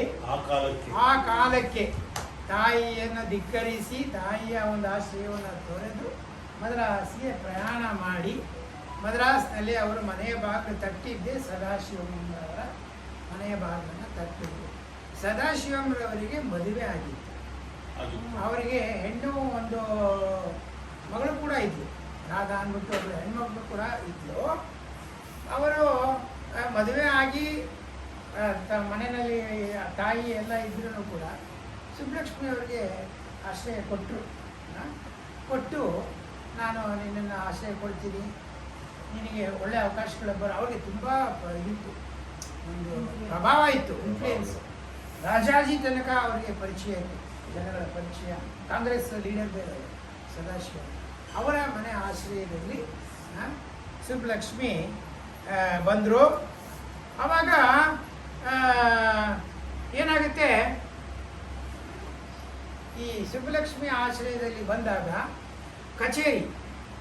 ಕಚೇರಿ ಬಂದಾಗ ಸದಾಶಿವಮ್ರವರಿಗೆ ಅಷ್ಟೊಂದು ಸಂಗೀತ ಬರ್ತಿದ್ದಿಲ್ಲ. ಸಂಗೀತ ಅಭಿಮಾನಿ ನಮಗೆ ನಿಮಗೆ ಸಂಗೀತ ಅಂದರೆ ಆಸೆ ಉಂಟು, ಕೇಳಬೇಕು ಅಂತ ಒಂದು ತುಡಿತ ಉಂಟು. ಕಚೇರಿಗಳಿಗೆ ಹೋಗ್ತೀವಿ, ಒಳ್ಳೆ ಸಂಗೀತ ಹಾಡ್ತಿದ್ದಾರೆ ಅಂತ ಗೊತ್ತಾಗುತ್ತೆ. ಆದರೆ ಯಾವ ತಾಳ ಯಾವ ರಾಗ ಏನೋ ಗೊತ್ತಾಗೋದಿಲ್ಲ. ಏನೋ ಸರಿ ಎಲ್ಲರೂ ತಾಳ ಹಾಕ್ತಿರ್ತಾರೆ, ನಾವು ಒಂದ್ಸರಿ ಹಿಂಗೆ ಹಾಕ್ತಿರ್ತೀವಿ, ಯಾರೋ ಒಬ್ರು ಗೊತ್ತಿರೋರು ಹಿಂಗೆ ನೋಡ್ತಾರೆ, ನಮಗೆ ಹೆದರಿಕೆ ಆಗೋ ಏನೋ ತಪ್ಪು ಮಾಡೋದು. ಈ ರೀತಿ ಒಂದು ಬವಣೆ ಸದಾಶಿವಮ್ರವರಿಗೆ ಆಗ್ತಾ ಇತ್ತಂತೆ. ಅಂದರೆ ಒಂದು ಮಾತು ನಾನು ಹೇಳ್ತೀನಿ, ಇವತ್ತೇನಾದರೂ ಸಂಗೀತ ಅನ್ನೋದು ಉಳಿದಿದ್ರೆ ಇದು ಸಂಗೀತಗಾರರಿಂದ ಅಲ್ಲ, ಸಂಗೀತ ಬಲ್ಲಂಥವರಿಂದ ಅಲ್ಲ. ನಿಮ್ಮ ಹಾಗೆ ಸಂಗೀತ ಗೊತ್ತಿಲ್ಲದಿದ್ರು ಅದನ್ನು ಕೇಳಬೇಕು ಅಂತ ಇಲ್ಲಿಂದ ಟ್ಯಾಕ್ಸಿ ಮಾಡಿಕೊಂಡು ಚಾಮರಾಜಪೇಟೆ ರಾಮನವಮಿ ಪೆಂಡಾಲ್ ತನಕ ಹೋಗಿ ಅರ್ಥ ಆಯಿತೋ ಇಲ್ವೋ ಕೂತ್ಕೊಂಡು ಪೂರ ಕೇಳ್ತೀವಲ್ಲ, ನಮ್ಮಿಂದ ಸಂಗೀತ ಉಳಿದಿದೆ ಹೊರತು ಸಂಗೀತಗಾರರಿಂದ ಅಲ್ಲ ಅಂತ ನಾನು ಧಾರಾಳವಾಗಿ ಹೇಳಬಲ್ಲೆ. ಯಾಕೆ ಅಂದರೆ ಆ ರೀತಿ ಗಣದಲ್ಲಿ ನಾನು ಈಗಾಗಲೇ 60 ವರ್ಷದಿಂದ ನಾನು ಕೇಳ್ತಾನೆ ಇದ್ದೀನಿ. ನನಗೆ ಈಗಲೂ ಎಷ್ಟೋ ವಿಷಯ ನಾನು ಈ ಹುಡುಗರಿಗೆ ಕೇಳ್ತೀನಿ, ಇದೇನಮ್ಮ, ಇದು ಯಾವ ರಾಗ, ಅದು ಯಾವ ರಾಗ, ತಾಳ ಯಾಕೆ ಇತ್ತಿರಿ ಎಲ್ಲ ಹೇಳ್ತಾ ಇರ್ತೀನಿ. ಹಾಗೆ ಇವಾಗ ಸಂಗೀತ ಗೊತ್ತಿಲ್ಲದಲೇ ಇದ್ದ ಮನುಷ್ಯ ಸಂಗೀತ ಕಚೇರಿಗಳಿಗೆ ಹೋಗ್ಬಿಟ್ರೆ ಯಾವ ರೀತಿ ಬವಣೆಯನ್ನು ಅನುಭವಿಸ್ತಾನೆ. ಆ ಅನುಭವ ಆದಾಗ ಹೇಗಿರುತ್ತೆ ಅನ್ನೋದನ್ನ ಒಂದು ಉಪಕಥೆ ಮುಖಾಂತರ ನಮ್ಮ ಗೌರಿ ಹೇಳ್ತಾರೆ. ಹೇಳಮ್ಮ. ವೆರಿ ಗುಡ್, ಚೆನ್ನಾಗಿದೆ ನಿಮ್ದು ವ್ಯಾಖ್ಯಾನ, ಅವ್ರದ್ದು ಗಾಯನ, ಕುಳಿತಿರೋರ್ಗೆ ನಾಯನ ಮನೋ.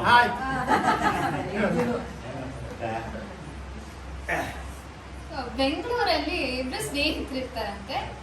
ಒಬ್ಬನ ಹೆಸರು ಕಿಟ್ಟು ಅಂತ, ಇನ್ನೊಬ್ಬನ ಹೆಸರು ಸೀನು ಅಂತ. ಅವರಿಬ್ರಿಗೂ ಶಾಸ್ತ್ರೀಯ ಸಂಗೀತ ಕಂಡ್ರೆ ಬಹಳ ಅಭಿಮಾನ ಇರುತ್ತಂತೆ, ಬೆಂಗಾಲಿ ಭಾಷೆ ಕಂಡ್ರು ಬಹಳ ಆಸೆ ಇರುತ್ತಂತೆ. ಸರಿ, ಅದಕ್ಕೆ ಅವರಿಬ್ರು ಒಂದ್ಸತಿ ಮಾತಾಡ್ಕೊಂಡು ಬೆಂಗಾಲಿಗೆ ಹೋಗ್ಬೇಕು ಅಂತ ನಿರ್ಧರಿಸ್ತಾರಂತೆ. ಟ್ರೈನ್ ಟಿಕೆಟ್ ಎಲ್ಲ ಖರೀದಿಸ್ಕೊಂಡು ಬೆಂಗಳೂರಿಂದ ಕಲ್ಕತ್ತಾದವರೆಗೂ ಹೋಗಿ ಅಲ್ಲಿ ನಡೀತಾ ಇರೋ ಒಂದು ಸಂಗೀತ ಸಾಹಿತ್ಯ ಸಮ್ಮೇಳನದಲ್ಲಿ ನಡೀತಾ ಇರುವ ಕಚೇರಿಗೆ ಸಾವಿರಾರು ರೂಪಾಯಿ ಕೊಟ್ಟು ಟಿಕೆಟ್ ತಗೊಂಡು 2ನೇ ಸಾಲಲ್ಲೇ ಕಿಟ್ಟು ಸೀನು ಬಂದು ಕೂತ್ಕೋತಾರಂತೆ. ಆದ್ರೆ ಅವರಿಬ್ರಿಗೂ ಒಂದ್ ಸ್ವರಾನೂ ಶಾಸ್ತ್ರೀಯ ಸಂಗೀತ ತಿಳಿದಿರಲ್ಲ, ಒಂದ್ ಅಕ್ಷರಾನೂ ಬೆಂಗಾಲಿ ಭಾಷೆ ತಿಳಿದಿರಲ್ಲ. ಅವ್ರ ಪಕ್ಕ ಯಾರೋ ಬಹಳ ತಿಳಿದಿರೋ ಹಂಗೆ ಕಾಣಿಸ್ತಾ ಇರೋ ಒಬ್ರು ಬೆಂಗಾಲಿ ಮನುಷ್ಯ ಕೂತಿರ್ತಾರಂತೆ. ಅವ್ರು ಅಚ್ಚುಕಟ್ಟಾಗಿ ಬೆಂಗಾಲಿಗಳ ತರಾನೇ ಜುಬ್ಬಾ ಪೈಜಾಮ ಎಲ್ಲ ಹಾಕೊಂಡು ಕೂತಿರ್ತಾರಂತೆ. ಇವ್ರು ಯಾರೋ ಬಹಳ ಸಂಸ್ಕೃತಿವಂತರು ಅಂತ ಕಿಟ್ಟು ಸೀನು ಅವರಿಗೆ ಇಂಗ್ಲಿಷಲ್ಲಿ ಕೇಳ್ತಾರಂತೆ, ಸಾರ್ ನಿಮ್ ಹೆಸರೇನು ಅಂತ. ಅವರು ನನ್ನ ಹೆಸರು ಅಜಯ್ ಚಕ್ರವರ್ತಿ ಅಂತ ಹೇಳ್ತಾರಂತೆ. ಅದಕ್ಕೆ ಕಿಟ್ಟು ಸೀನು ಮಾತಾಡ್ಕೋತಾರಂತೆ, ನಾವು ಬೆಂಗಳೂರಿನಿಂದ ಕಲ್ಕತ್ತಾವರೆಗೂ ಇಷ್ಟು ದೂರ ಬಂದು 2ನೇ ಸಾಲಲ್ಲೇ ಸಂಗೀತ ಕಚೇರಿ ಕೂತ್ಕೊಂಡು ಪೆದ್ದಾಗಿ ಏನೋ ಗೊತ್ತಿಲ್ಲದ ಹಾಗಿರೋದ್ರ ಬದಲು ನಮ್ಮ ಪಕ್ಕ ಕೂತಿರೋ ಅಜಯ್ ಚಕ್ರವರ್ತಿ ಯಾರೋ ಬಹಳ ತಿಳಿದವ್ರ ತರ ಇದ್ದಾರೆ, ಅವ್ರ ಹಾಗೆ ಅನುಕರಣೆ ಮಾಡಿದ್ರೆ ಜನರು ನಮ್ಗೇನೋ ತಿಳಿದಿದೆ ಅಂತ ನೋಡ್ತಾರೆ ಅಂತ ಅನ್ಕೊಂಡ್ರು. ಸರಿ, ಕಚೇರಿ ಆರಂಭ ಆಗುತ್ತಂತೆ. ಕಿಟ್ಟು ಸೀನು ಪಕ್ಕ ಕೂತಿದ್ದ ಅಜಯ್ ಚಕ್ರವರ್ತಿ ಯಾವಾಗ ಚಪ್ಪಾಳೆ ಹೊಡಿತಾರೋ ಇವರಿಬ್ರು ಚಪ್ಪಾಳೆ ಹೊಡಿಯೋದು, ಅವ್ರು ಯಾವಾಗ ಭೇಷ್ ಅಂತಾರೋ ಇವರು ಭೇಷ್ ಅನ್ನೋದು. ಹೀಗೆ ಅನುಕರಣೆ ಮಾಡ್ಕೊಂಡು 3 ಗಂಟೆ ಕಾಲ ಕಿಟ್ಟು ಸೀನು ದೊಡ್ಡ ಸಂಗೀತಗಾರರ ಕಚೇರಿ ಕೇಳ್ಕೊಂಡು ಕಳೆದು ಬಿಡ್ತಾರಂತೆ. ಕೊನೆಗೆ 10 ವರ್ಷದ ಒಂದು ಪುಟ್ಟ ಹುಡುಗಿ ವೇದಿಕೆ ಮೇಲೆ ಬರ್ತಾಳಂತೆ. ಅವಳು ತುಂಬಾ ಚೆನ್ನಾಗಿ ಹಾಡ್ತಾಳಂತೆ, ನೋಡಕ್ಕೂ ತುಂಬಾ ಚೂಟಿಯಾಗಿರ್ತಾಳಂತೆ. ಸರಿ, ಅಜಯ್ ಚಕ್ರವರ್ತಿ ಅವರು ಅವಳ ಹಾಡನ್ನ ಬಹಳ ಮೆಚ್ಚುಗೆಯಿಂದ ಕೇಳ್ತಾ ಇದ್ರಂತೆ, ಬಹಳ ಹೊಗಳ್ತಾ ಇದ್ರಂತೆ ಮಧ್ಯದಲ್ಲಿ. ಕಿಟ್ಟು ಸೀನುನು ಅವ್ರ ಹಾಗೆ ಅನುಕರಣೆ ಮಾಡ್ಕೊಂಡು ಮಾಡ್ತಾರೆ.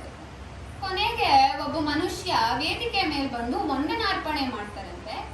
ಅವರು ಬೆಂಗಾಲಿ ಭಾಷೆಯಲ್ಲಿ ಆ ಹುಡುಗಿಗೆ ಹೊಗಳಿಕೆ ಮಾತಾಡಿ ತುಂಬಾ ಚೆನ್ನಾಗಿ ಹಾಡಿದಾಳೆ ಅಂತ ಹೇಳಿ, ಕೊನೆಗೇನೋ ಬೆಂಗಾಲಿ ಭಾಷೆ ಜೋರಾಗೇನೋ ಹೇಳ್ಬಿಟ್ಟು ಪ್ರೇಕ್ಷಕರ ಕಡೆಗೆ ಈ ತರ ಕೈ ಮಾಡಿ ತೋರಿಸ್ತಾರಂತೆ. ಕಿಟ್ಟು ಸೀನು ಪಕ್ಕ ಕೂತಿದ್ದ ಅಜಯ್ ಚಕ್ರವರ್ತಿ ತಕ್ಷಣ ಅವ್ರ ಸೀಟಿಂದ ಹಿಡಿದು ವೇದಿಕೆ ಕಡೆಗೆ ಓಡ್ ಹೋಗಕ್ ಶುರು ಮಾಡ್ತಾರಂತೆ. ಇವರಿಬ್ರು ಬೆಂಗಾಲಿ ಭಾಷೆನೂ ತಿಳಿದಿಲ್ಲ, ಏನೋ ಗೊತ್ತಿಲ್ಲ. ಇವ್ರು ಓಡ್ತಾ ಇದಾರಲ್ಲ, ನಾವು ಅವ್ರ ಹಿಂದೆನೆ ಹೋಗ್ಬೇಕೋ ಏನೋ ಅಂತ ಅಜಯ್ ಚಕ್ರವರ್ತಿ ಹಿಂದೆನೆ ಓಡಕ್ ಶುರು ಮಾಡ್ಬಿಡ್ತಾರಂತೆ ಕಿಟ್ಟು ಸೀನು. ಅಜಯ್ ಚಕ್ರವರ್ತಿ ಯಾವಾಗ ಇವರಿಬ್ರು ಅವ್ರನ್ನೇ ಹಿಂಬಾಲಿಸ್ತಾ ಇದ್ರು ಅಂತ ಗೊತ್ತಾಯ್ತು, ಇಬ್ರಿಗೂ ತೆಗೆದು 2 ಬಾರಿಸ್ಬಿಡ್ತಾರಂತೆ. ಕಿಟ್ಟು ಸೀನು ಸಪ್ಪೆ ಮೊರೆ ಹಾಕೊಂಡು ಸಭಾಂಗಣದ ಬಾಗ್ಲಾಚೆ ಹೋಗಿ ನಿಂತ್ಕೋತಾರೆ. ಸರಿ, ಸ್ವಲ್ಪ ಹೊತ್ತಾದ್ಮೇಲೆ ಅಜಯ್ ಚಕ್ರವರ್ತಿ ಅವರು ಕೂಡ ಆಚೆ ಬರ್ತಾರಂತೆ. ಅವರು ಅವರನ್ನ ಗುರ್ತಿಸ್ಬಿಟ್ಟು ಕಿಟ್ಟು ಸೀನು ಇಂಗ್ಲಿಷ್ ಅಲ್ಲಿ ಕೇಳ್ತಾರಂತೆ, ನೋಡಿ ಸರ್, ನಾವಿಬ್ರು ಬೆಂಗಳೂರಿನಿಂದ ಬಂದವರು, ನಮಗೆ ಶಾಸ್ತ್ರೀಯ ಸಂಗೀತನೂ ತಿಳಿದಿಲ್ಲ, ಬೆಂಗಾಲಿ ಭಾಷೆನೂ ತಿಳಿದಿಲ್ಲ. ನೀವ್ ಯಾರೋ ಬಹಳ ತಿಳಿದವ್ರು ದೊಡ್ಡ ಮನುಷ್ಯರ ತರ ಕಾಣಿಸ್ತಾ ಇದ್ವಿ, ಹಾಗಾಗಿ ನಿಮ್ ತರಾನೇ ಅನುಕರಣೆ ಮಾಡ್ಬೇಕು ಅಂತ ನಿರ್ಧರಿಸಿದ್ವಿ. ಆದ್ರೆ ನಿಮ್ ಹಿಂದೆನೆ ನಾವು ವೇದಿಕೆ ಕಡೆಗೆ ಓಡ್ ಹೊರಟಾಗ ನೀವು ನಮಗೆ ಕಪಾಳಕ್ ಬಾರಿಸ್ಬಿಟ್ರಲ್ಲ ಸರ್, ಯಾಕೆ ಹಿಂಗ್ ಮಾಡಿದ್ರಿ ಅಂತ ಕೇಳ್ತಾರಂತೆ. ಆಗ ಅಜಯ್ ಚಕ್ರವರ್ತಿ ಅವರಿಗೆ ಅವರಿಬ್ರ ಮೇಲೆ ಕರುಣೆ ಬರುತ್ತಂತೆ. ಅವ್ರು ಹೇಳ್ತಾರಂತೆ, ಕೊನೆಗೆ ವಂದನಾರ್ಪಣೆ ಮಾಡಕ್ ಬಂದವರು ಆ ಪುಟ್ಟ ಹುಡುಗಿ ಬಗ್ಗೆ ಅಭಿಮಾನದ ಮಾತಾಡಿ ಈ ಹುಡುಗಿ ತಂದೆ ಆದವರು ನಮ್ಮ ಪ್ರೇಕ್ಷಕರೊಡನೆ ಇವತ್ತು ಕೂತಿದ್ದಾರೆ, ಅವ್ರು ದಯವಿಟ್ಟು ವೇದಿಕೆ ಮೇಲೆ ಬರ್ಬೇಕು ಅಂತ ಕರೀತಾ ಇದ್ದೀನಿ ಅಂತ ಹೇಳ್ತಾರೆ. ನಾನೇ ಆ ಹುಡುಗಿ ತಂದೆ ಆಗಿದ್ರಿಂದ ನಾನ್ ಎದ್ದು ಹೊರಟೆ, ನೀವಿಬ್ರು ನನ್ ಹಿಂದೆ ಬಂದ್ರಲ್ಲ, ನನಗೆ ಅದಕ್ಕೆ ಕೋಪ ಬಂದ್ ಕಪಾಳಕ್ ಹೊಡ್ಬಿಟ್ಟೆ, ಕ್ಷಮಿಸಿ ಅಂತ ಹೇಳ್ತಾರೆ. ಈ ಕಥೆ ನೀತಿ ಏನಪ್ಪಾ ಅಂದ್ರೆ, ಬೆಂಗಾಲಿ ಭಾಷೆ ಬಗ್ಗೆ ಅಭಿಮಾನ ಇರುವುದು ಸರಿ, ಶಾಸ್ತ್ರೀಯ ಸಂಗೀತದ ಬಗ್ಗೆ ಅಭಿಮಾನ ಇರುವುದು ಸರಿ, ಆದ್ರೆ ಬೇರೆಯವರನ್ನ ಕುರುಡಾಗಿ ಅಂಧಾನುಕರಣೆ ಮಾಡಬಾರ್ದು ಅಂತ ಈ ಕಥೆಯಿಂದ ನಮಗೆ ತಿಳಿಯುತ್ತೆ.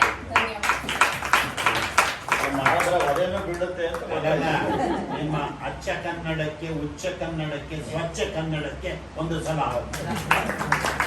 ನಮ್ಮ ಗುರುಗಳು ಎಲ್ಲ ಅವರೇ ಅಲ್ಲ, ಈಗಿನ ಕಾಲದ ಐಫೈ ಇಂಗ್ಲಿಷ್ ಮೀಡಿಯಂ ಕಾನ್ವೆಂಟ್ ಮಕ್ಕಳಲ್ಲಿ ಇಷ್ಟೊಂದು ಸ್ಫುಟವಾಗಿ ಕನ್ನಡದ ವರ್ಣಮಾಲೆಗಳು ಹೊರಹೊಮ್ಮುತ್ತದಲ್ವಾ? That is the gift given by the almighty. ಇವಾಗ ಸುಬ್ಲಕ್ಷ್ಮರವರ ಕತೆಗೆ ಬರ್ತಾ, ಸದಾಶಿವಂರವರು ವಹಿವಾಟು ವ್ಯವಹಾರಗಳಲ್ಲಿ ಸಿದ್ಧಹಸ್ತರು. ಕಾಂಗ್ರೆಸ್ ಲೀಡರ್ ಬೇರೆ, ಟೋಪಿ ಹಾಕ್ಕೊಂಡು ಅವರಿಗೆ ರಾಜಾಜಿ ತನಕ ಗಾಂಧೀಜಿ ತನಕನೂ ಪರಿಚಯ ಇದ್ದವರು. ಅವರಿಗೆ ಒಂದು ಐಡಿಯಾ ಬಂತು, ಸುಬ್ಬಲಕ್ಷ್ಮಿ ನೋಡೋದಕ್ಕೆ ಸ್ಫುರದ್ರೂಪಿಯಾದಂಥ ಹೆಣ್ಣು, ವಯಸ್ಸು 21, ಸೊಗಸಾಗಿ ಹಾಡ್ತಾಳೆ. ಆವಾಗಿನ ಕಾಲದಲ್ಲಿ ನಾಟಕದಲ್ಲಿ, ಸಿನಿಮಾದಲ್ಲಿ ಪಾತ್ರ ಮಾಡಬೇಕಂದ್ರೆ ನೋಡೋಕ್ಕೆ ಚೆನ್ನಾಗಿರಬೇಕು, ಜೊತೆಗೆ ಹಾಡುಗಾರಿಕೆ ಬಂದರೆ ಮಾತ್ರ ಒಂದು ನಟಿ ಆಗ್ಬೋದಾಗಿತ್ತು. ಇವಳನ್ನ ಸಿನಿಮಾ ನಟಿ ಯಾಕೆ ಮಾಡಬಾರ್ದು ಅಂತ ಹೇಳ್ಬಿಟ್ಟು ಅವರೇ ಅವ್ರ ಹತ್ರ ಇದ್ದಿದ್ದು ದುಡ್ಡು, ಅವ್ರಿಗೂ ತುಂಬ ವಯಸ್ಸೇನಲ್ಲ, ಒಂದು 40 ವರ್ಷ ಇರ್ಬೋದು. ಸುಬ್ಬಲಕ್ಷ್ಮಿಗಿಂತ 15 ವರ್ಷ ದೊಡ್ಡವರು. ದುಡ್ಡನ್ನೆಲ್ಲ ಸೇರಿಸಿ ಶಕುಂತಳೈ ಅನ್ನುವಂಥ ಸಿನಿಮಾ ತೆಗಿತೀನಿ. ಅವಾಗ ಅಭಿಜ್ಞಾನ ಶಕುಂತಳ ತುಂಬ ಜನಪ್ರಿಯವಾದಂಥ ಒಂದು ಕಥಾವಸ್ತು. ಅದನ್ನು ತೆಗಿತೀನಿ ಅಂತ ಹೇಳ್ಬಿಟ್ಟು ಏರ್ಪಾಡು ಮಾಡಿಕೊಂಡ್ರು. ಆಯಿತಾ? ಅದರೊಳಗಡೆ ಸುಬ್ಬಲಕ್ಷ್ಮಿನೇ ಹೀರೋಯಿನ್ನು. ನಿಮಗೆ ಗೊತ್ತಿರಲಿ, ಸುಬ್ಬಲಕ್ಷ್ಮಿ ಸಿನಿಮಾ ನಟಿ ಕೂಡ. ಸುಬ್ಬಲಕ್ಷ್ಮಿಯವರು ಶಕುಂತಳೆಯ ಪಾತ್ರವನ್ನು ಮಾಡಿದ್ರು. ಅದರೊಳಗಡೆ ತುಂಬ ಪ್ರಾಯದ ಶಕುಂತಲೆ, ಅವಳಿಗೆ ಇಬ್ಬರು ಸ್ನೇಹಿತರು, ಅನಸೂಯ ಪ್ರಿಯಂವದ ಅಂತ. ಅವ್ರ ಜೊತೆ ಉದ್ಯಾನವನದಲ್ಲಿ ಆಟ ಆಡ್ತಾ ಇದ್ದಾಳೆ. ಅವಳಿಗೆ ಯಾವಾಗ ನಲ್ಲ ಬರ್ತಾನೆ ನನ್ನನ್ನು ನೋಡೋದಕ್ಕೆ ಅನ್ನುವಂಥ ಒಂದು ಕಾತರ, ಆ ವಯಸ್ಸು ಅಂಥದ್ದು. ಆವಾಗ ನಲ್ಲನ ನಿರೀಕ್ಷೆಯಲ್ಲಿದ್ದಂಥ ಶಕುಂತಲೆ ಅಂದರೆ ನಮ್ಮ ಸುಬ್ಬಲಕ್ಷ್ಮನವರು ಹೇಗಾಡಿದ್ರು ಅನ್ನೋದನ್ನ ಈಗ ಗೌರಿ ಪ್ರಜ್ಞೆ ತೋರಿಸ್ತಾರೆ. ದುಂಬಿ ಬಂತ ಕಾಳಿದಾಸ.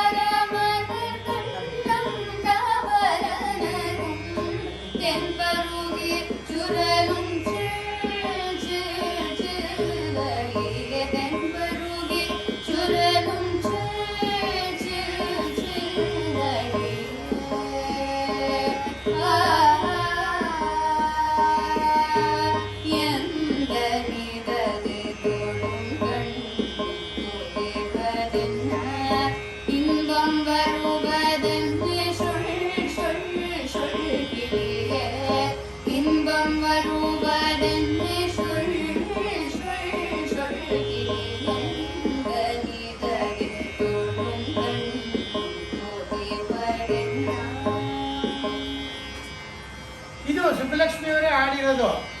ಶಕುಂತಲೆ ಸಿನಿಮಾದಲ್ಲಿ 45 ಹಾಡಿತ್ತಂತೆ. ಅವಾಗ ಇದ್ದಿದ್ದೇ ಹಾಗೆ 3.5 ಗಂಟೆ ಸಿನಿಮಾದಲ್ಲಿ ಅಷ್ಟು ಹಾಡಿರೋದು. ಎಲ್ಲ ಹಾಡಲ್ಲಿ ತುಂಬ ಹಾಡುಗಳನ್ನ ಸುಬ್ಬಲಕ್ಷ್ಮಿಯವರೇ ಆಡಿದ್ರು. ದುಷ್ಯಂತನ ಪಾತ್ರ ಮಾಡಿದವ್ರು ಯಾರು ಅಂತೀರಾ? GN ಬಾಲಸುಬ್ರಹ್ಮಣ್ಯಂ ಅಂತ ದೊಡ್ಡ ಒಬ್ಬರು ಸಿಂಗರ್. ಅವರು ಅಷ್ಟೇ ನೋಡೋದಕ್ಕೆ ತುಂಬ ಸ್ಫುರದ್ರೂಪಿಯಾದಂಥ ಮನುಷ್ಯ, ದೊಡ್ಡ ಸಂಗೀತಗಾರರು. ಸುಬ್ಬಲಕ್ಷ್ಮಿ ಎಷ್ಟು ಸಂಗೀತಗಾರರು ದೊಡ್ಡವರು, ಅವರು ಅಷ್ಟೇ. ಅವರು ಅದಕ್ಕೆ ಹೀರೋ. ತುಂಬ ಗಲಾಪೆಟ್ಟಿಗೆಯಲ್ಲಿ ಯಶಸ್ವಿ ಆಯಿತು. ಯಾವುದು? ನಮ್ಮ ಶಕುಂತಲೈ ಸಿನಿಮಾ. ಗಲಾಪೆಟ್ಟಿಗೆನಲ್ಲೂ ಅಪಾರವಾದಂಥ ಹಣ ಬಂತು. ಇದಾದ ಮೇಲೆ ಏನಾಗುತ್ತೆ, ಸದಾಶಿವಮ್ಮನವರ ಪತ್ನಿ ಕಾಕತಾಳೀಯ ಇರ್ಬೋದು, 2ನೇ ಮಗುವಿಗೆ ಜನ್ಮ ಕೊಟ್ಟುಬಿಟ್ಟು ಸತ್ತೋಗ್ಬಿಡ್ತಾರೆ.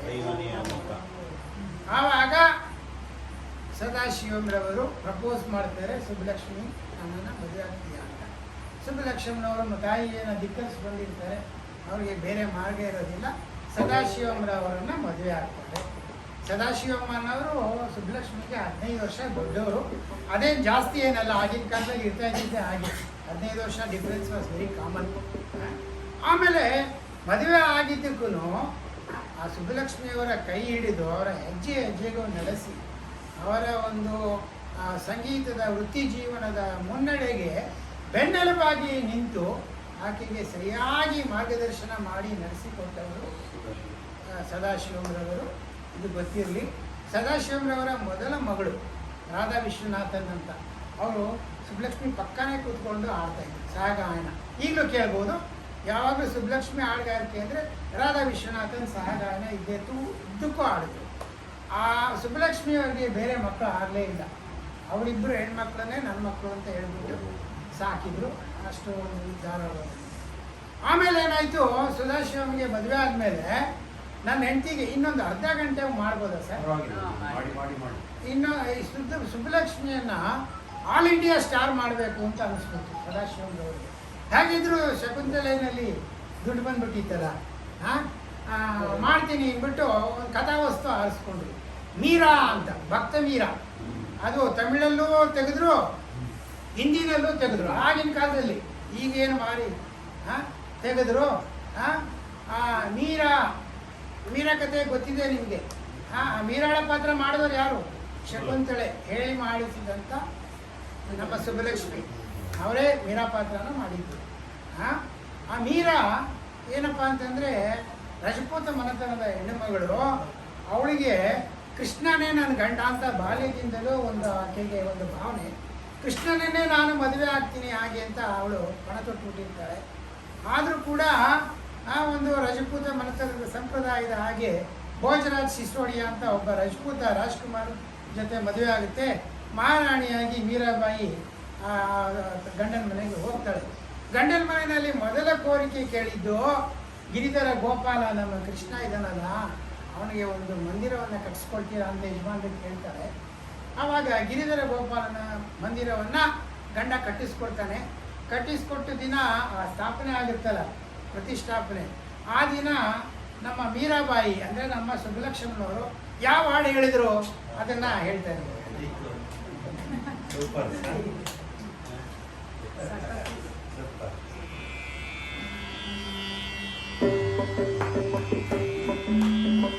ಗಿರಿಧರ ಗೋಪಾಲ,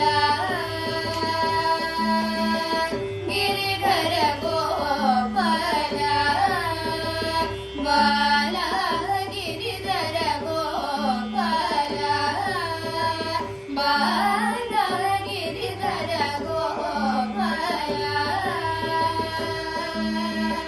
ಶ್ರಾವಣ ಶರೀರ ಕೌಸ್ತುಭಹಾರ, ಶ್ರಾವಣ ಶರೀರ ಕೌಸ್ತುಭಹಾರ, ಪೀತಾಂಬರಧರ ಪ್ರಭೋ ಮುರಾರೆ, ಪೀತಾಂಬರಧರ ಪ್ರಭೋ ಮುರಾರೆ, ಗಿರಿಧರ ಗೋಪಾಲ, ಬಾಲ ಗಿರಿಧರ ಗೋಪಾಲ, ಗಿರಿಧರ ಗೋಪಾಲ ಕಂಸ ವಿಹಾರ, ಗಿರಿಧರ ಗೋಪಾಲ ಕಂಸ ವಿಹಾರ, ನೀರ ಮಾನಸ ಸರೋ ವಿಹಾರ, ನೀರ ಮಾನಸ ಸರೋ ವಿಹಾರ, ಗಿರಿಧರ ಗೋಪಾಲ, ಬಾಲ ಗಿರಿಧರ ಗೋಪಾಲ.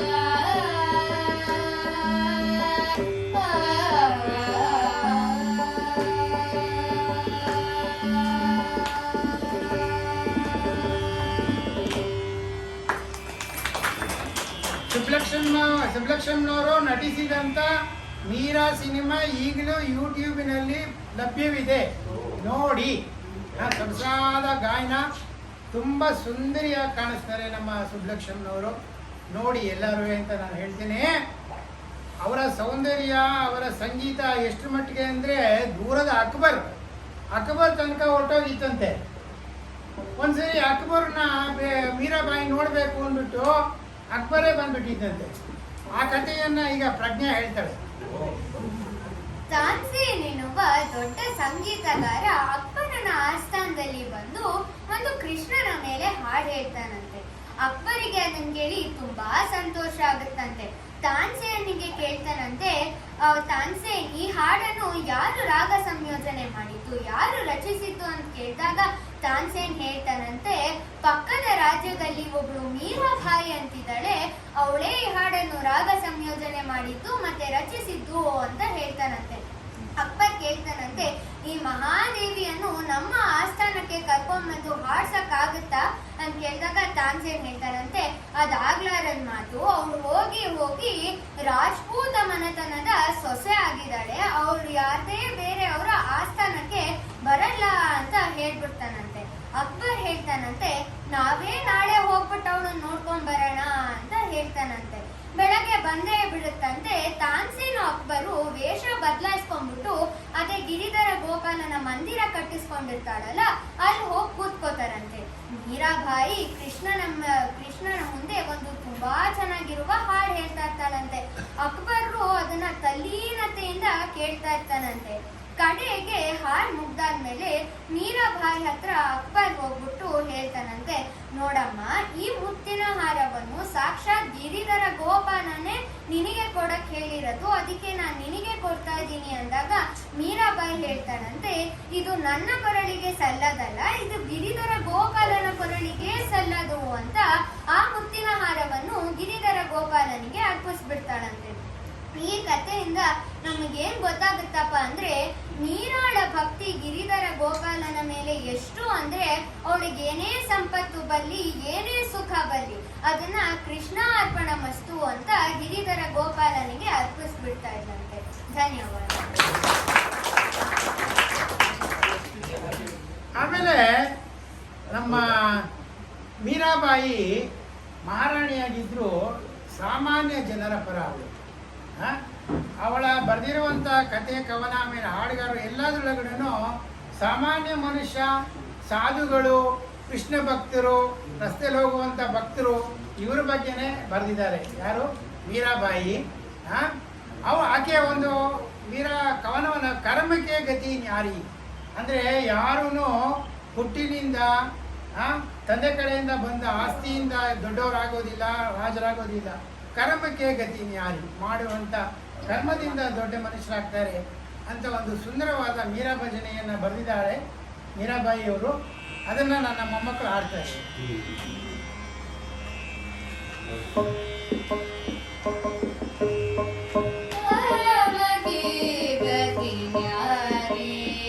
ಸಂತೋ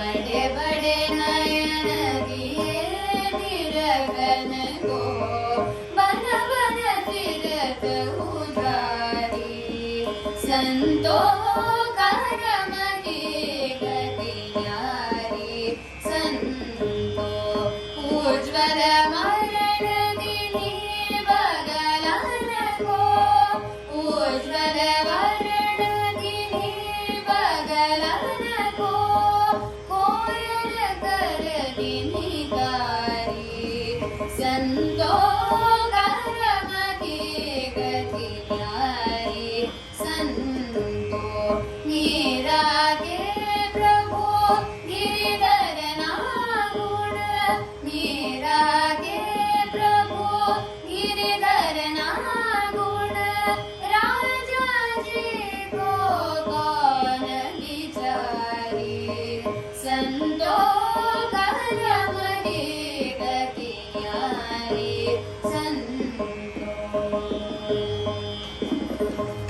ಈ ಎಲ್ಲ ಹಾಡುಗಳನ್ನು ಸಿನಿಮಾದಲ್ಲಿ ಹಾಡಿರುವವರು, ಅವರ ಕಚೇರಿಗಳಲ್ಲಿ ಹಾಡ್ತಾ ಇದ್ದವರು ಸುಬ್ಬಲಕ್ಷ್ಮನವರು.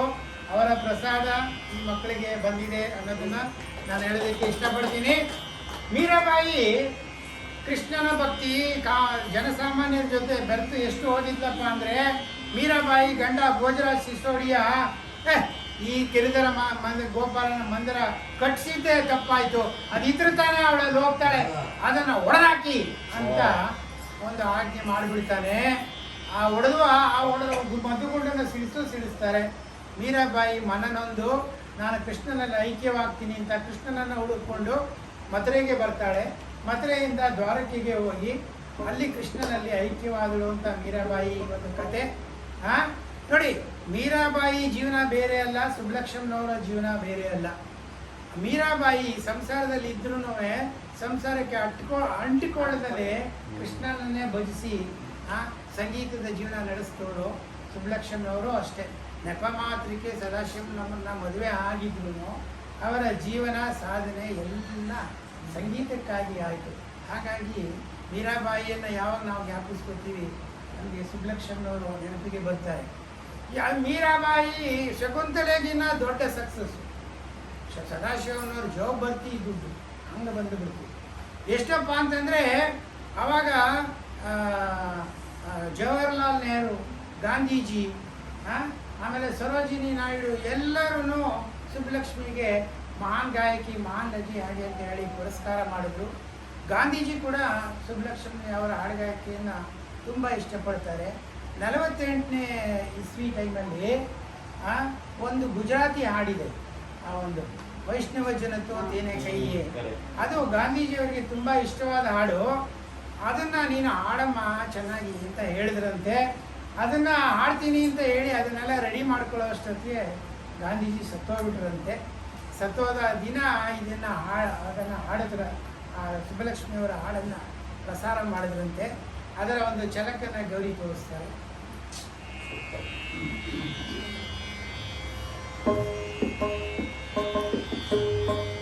वैष्णव जन तो तेने कहिए जे पीढ़ बराए जाने रे। वैष्णव जन तो तेने कहिए जे पीढ़ बराए जाने रे। पर दुखे उपकार करे तो ये, पर दुखे उपकार करे तो ये मन अभिमान नाए रे। वैष्णव जन तो तेने कहिए जे सकल लोक सहुने बंधे निंदा न करे रे गिरे। काज काज मन निश्चय रागे घन घन जननी गे गिरे।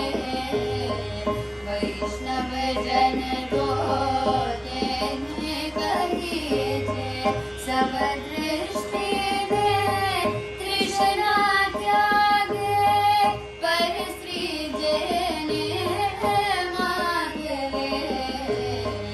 जिह्वा तकी असत्य न बोले पर धन न बजरे हागरे। वैष्णव जन तो तेने कहिए जे पीढ़ बराए जाने रे। वैष्णव जन तो तेने कहिए जे। 1966 ಸುಬ್ಬಲಕ್ಷ್ಮಿಯವರ ಜೀವನದಲ್ಲಿ ಒಂದು ಮೇರು ವರ್ಷ ಅಂತ ಹೇಳ್ಬೋದು. ಯಾಕೆ ಅಂದರೆ 66ನೇ ಇಸ್ವಿ ಅಕ್ಟೋಬರ್ 23ನೇ ತಾರೀಕು ಸುಬ್ಬಲಕ್ಷ್ಮಿಯವರಿಗೆ ವಿಶ್ವಸಂಸ್ಥೆಯ ಸಭಾಂಗಣದಲ್ಲಿ ಕುಳಿತು ಇಡೀ ಪ್ರಪಂಚದ ಪ್ರತಿನಿಧಿಗಳ ಮುಂದೆ ಹಾಡುವಂಥ ಅವಕಾಶ ಸಿಕ್ತು. ಆದರೆ ನಮ್ಮ ಕನ್ನಡಿಗರಿಗೆ ಒಂದು ಹೆಮ್ಮೆಯ ದಿನ. ಯಾಕೆ ಅಂತಂದರೆ ಅವತ್ತು ಅವರ ಹಾಡಕ್ಕೆ ಆರಿಸ್ಕೊಂಡಿದ್ದು ಆಡಿಸಿದಳ ಯಶೋಧ ಜಗದೋದ್ಧಾರ. ನೋಡಿ, ಹರಿದಾಸರ, ಪುರಂದರದಾಸರ ಒಂದು ದೇವರ ನಾಮಗಳನ್ನು ಜನಪ್ರಿಯಗೊಳಿಸಬೇಕಾದ್ರೆ ಅದು ಸುಬ್ಬಲಕ್ಷ್ಮಿಯವರ ಬಾಯಿಂದ ಬಂದಿದ್ದರಿಂದ ಬಂತು.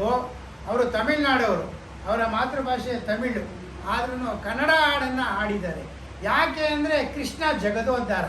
ವಿಶ್ವಸಂಸ್ಥೆಯ ಒಂದು ಉದ್ದೇಶ ಜಗದೋದ್ಧಾರ ಆಗಲಿ ಎನ್ನುವಂಥ ಒಂದು ಸಂದೇಶವನ್ನು ತಮ್ಮ ಸಂಗೀತದ ಮುಖಾಂತರ ನಮ್ಮ ಸುಬ್ಬಲಕ್ಷ್ಮಿಯವರು ಹಾಡಿದ್ರು ಅವತ್ತು. ಅದರ ಒಂದು ಛಲಕ, ಒಂದು ನುಡಿಯನ್ನು ಹಾಡು ತೋರಿಸಿದ್ದಾರೆ.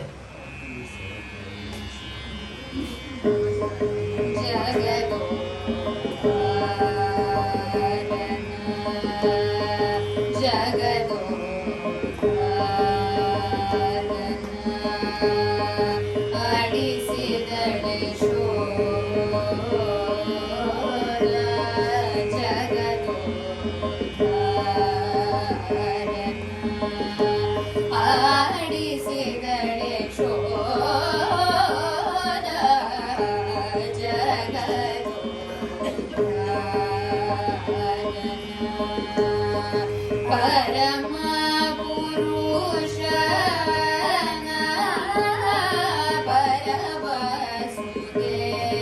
परवसुदेवन ಪರಮ ಪುರುಷನ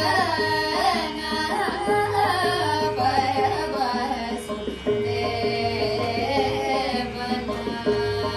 ಪುರಂದರ ವಿಠಲನ ಪುರಂದರ ವಿಠಲನ ಪುರಂದರ ವಿಠಲನ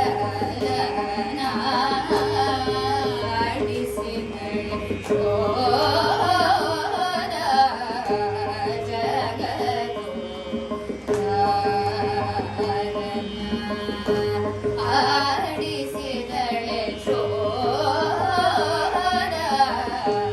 ಜಗತ್ತು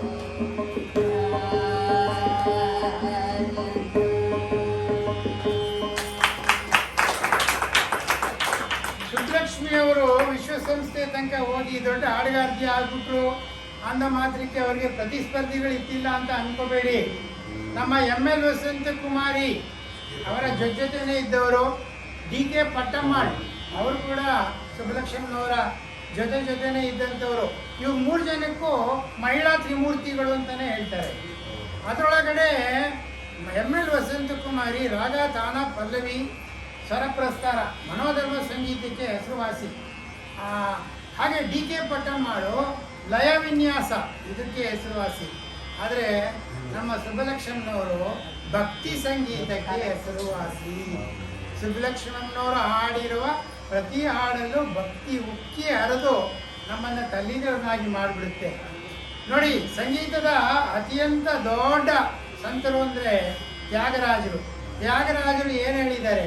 ಅಷ್ಟೆಲ್ಲ ಕೃತಿಗಳನ್ನ ಹೇಳಿದ್ರು ಅವರು ಒಂದು ಕೃತಿಯಲ್ಲಿ ಹೇಳಿದ್ದಾರೆ, ಸಂಗೀತ ಜ್ಞಾನವು ಭಕ್ತಿ ವಿನ, ಭಕ್ತಿಯ ಒಂದು ಅಭಿವ್ಯಕ್ತಿ ಬಿಟ್ಟರೆ ಸಂಗೀತಕ್ಕೆ ಬೇರೆ ಕೆಲಸ ಇಲ್ಲ ಅಂತ ಹೇಳಿದ್ದಾರೆ. ಅದನ್ನು ಮಾಡಿ ತೋರಿಸಿದವರು ನಮ್ಮ ಕಣ್ಣೆದುರಿಗೆ ಅಂದರೆ ಸುಬ್ಬಲಕ್ಷ್ಮನವರು. ಶಂಕರಾಚಾರ್ಯರ ಹಲವಾರು ಸ್ತೋತ್ರಗಳನ್ನ ಸುಬ್ಬಲಕ್ಷ್ಮಿ ಹಾಡಿದ್ದಾರೆ. ಭಜಗೋವಿಂದಂ ಅದು ಎಷ್ಟು ಮಟ್ಟಿಗೆ ಹಾಡಿದ್ದಾರೆ, ಅದರ ಪಲ್ಲವಿಯನ್ನು ಮಾತ್ರ ಹಾಡ್ರಮ್ಮ, ಸಮಯ ಮುಗಿಸ್ತಾ ಇದೆ. ಹಾಂ, ಪಲ್ಲವಿ ಮಾತ್ರ ಹಾಡಿ ಸರ್. ಭಜಗೋವಿಂದ.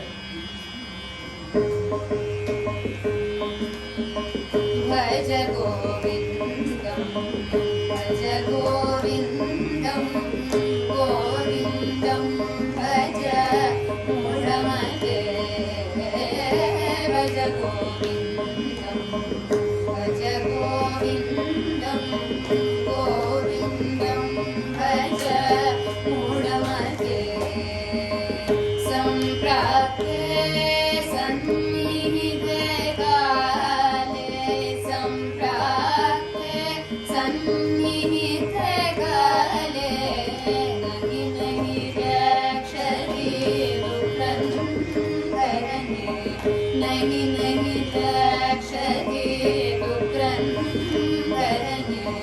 ಭಜ ಗೋವಿಂದಂ ಭಜ ಗೋವಿಂದಂ ಗೋವಿಂದಂ ಭಜ ಮೂಢಮತೆ.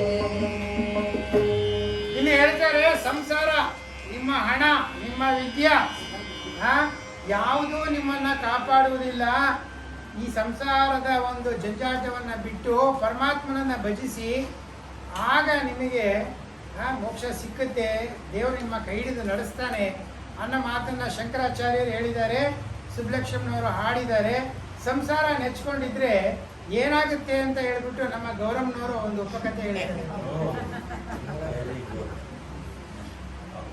ಒಂದು ಊರಿನಲ್ಲಿ ಒಬ್ಳು ಅತ್ತೆ ಇರ್ತಾಳಂತೆ. ಅವಳಿಗೆ ಒಬ್ಬ ಗಂಡ ಆಮೇಲೆ 3 ಅಳಿಯಂದ್ರು ಇರ್ತಾರಂತೆ.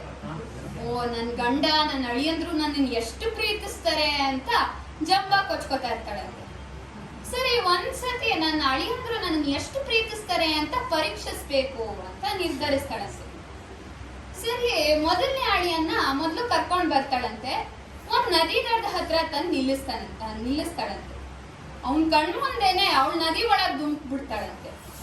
ಆ ಅಳಿಯ ಅವಸರ ತೋರಿಸಿ ಅವಳ ಹಿಂದೆನೆ ಧುಮುಕಿ ಅವಳನ್ನ ರಕ್ಷಿಸಿ ಬಚಾಯಿಸ್ತಾನಂತೆ.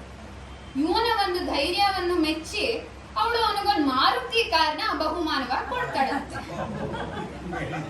ಮತ್ತೆ ಎರಡನೇ ಅಳಿಯನ್ನು ಇದೇ ತರ ಮಾಡ್ಬೇಕು ಅಂತ ಯೋಚಿಸ್ತಾಳೆ. ಎರಡನೇ ಅಳಿಯನ್ನು ನದಿ ದಡಕ್ಕೆ ತಂದು ನಿಲ್ಸಿ ಅವನ್ ಮುಂದೆನೆ ನದಿ ಒಳಗ್ ಹಾರ್ಕೊಂಡ್ಬಿಡ್ತಾಳಂತೆ. ಅವನೂ ಕೂಡ ಅವಸರ ತೋರಿಸಿ ಧೈರ್ಯದಿಂದ ಅವಳನ್ನ ನದಿ ದಡಕ್ಕೆ ತಂದು ಬಚಾಯಿಸ್ತಾನಂತೆ. ಅವನ್ ಧೈರ್ಯವನ್ನು ಮೆಚ್ಚಿ ಅವನಿಗೊಂದು ಮೋಟಾರ್ ಸೈಕಲ್ ನ ಬಹುಮಾನವಾಗಿ ಕೊಡ್ತಾಳಂತೆ. ಸರಿ, ಮೂರನೇ ಅಳಿಯಂಗೂ ಇದೇ ತರ ಮಾಡ್ಬೇಕು ಅಂತ ಅವನನ್ನು ತಂದು ನಿಲ್ಲಿಸ್ತಾಳಂತೆ. ಅವಳು ಧುಮುಕ್ ಬಿಡ್ತಾಳಂತೆ ನದಿಗೆ.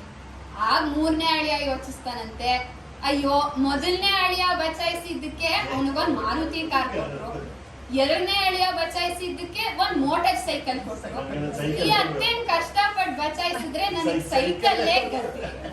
1 ಫುಟ್ ಸೈಕಲ್ಗೋಸ್ಕರ ಇಷ್ಟೆಲ್ಲಾ ಏನಕ್ಕೆ ಕಷ್ಟ ಪಡ್ಬೇಕು, ಅದ್ರ ಬದಲು ನನ್ ಮನೆಗಾರು ಹೋಗ್ಕೋತೀನಿ ಅಂತ ಅಲ್ಲೇ ಮುಳುಗಕ್ ಬಿಟ್ಬಿಟ್ಟು ಅವ್ನ ಮನೆಗೆ ಹೋಗ್ಬಿಡ್ತಾನೆ.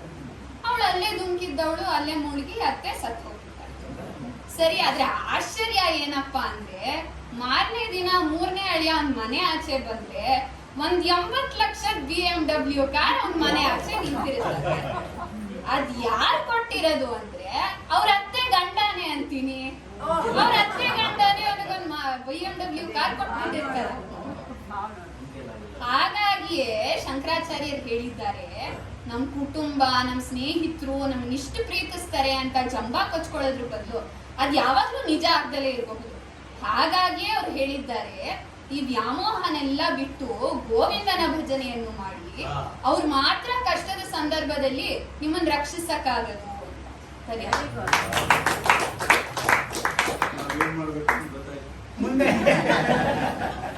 ಮುಂದೆ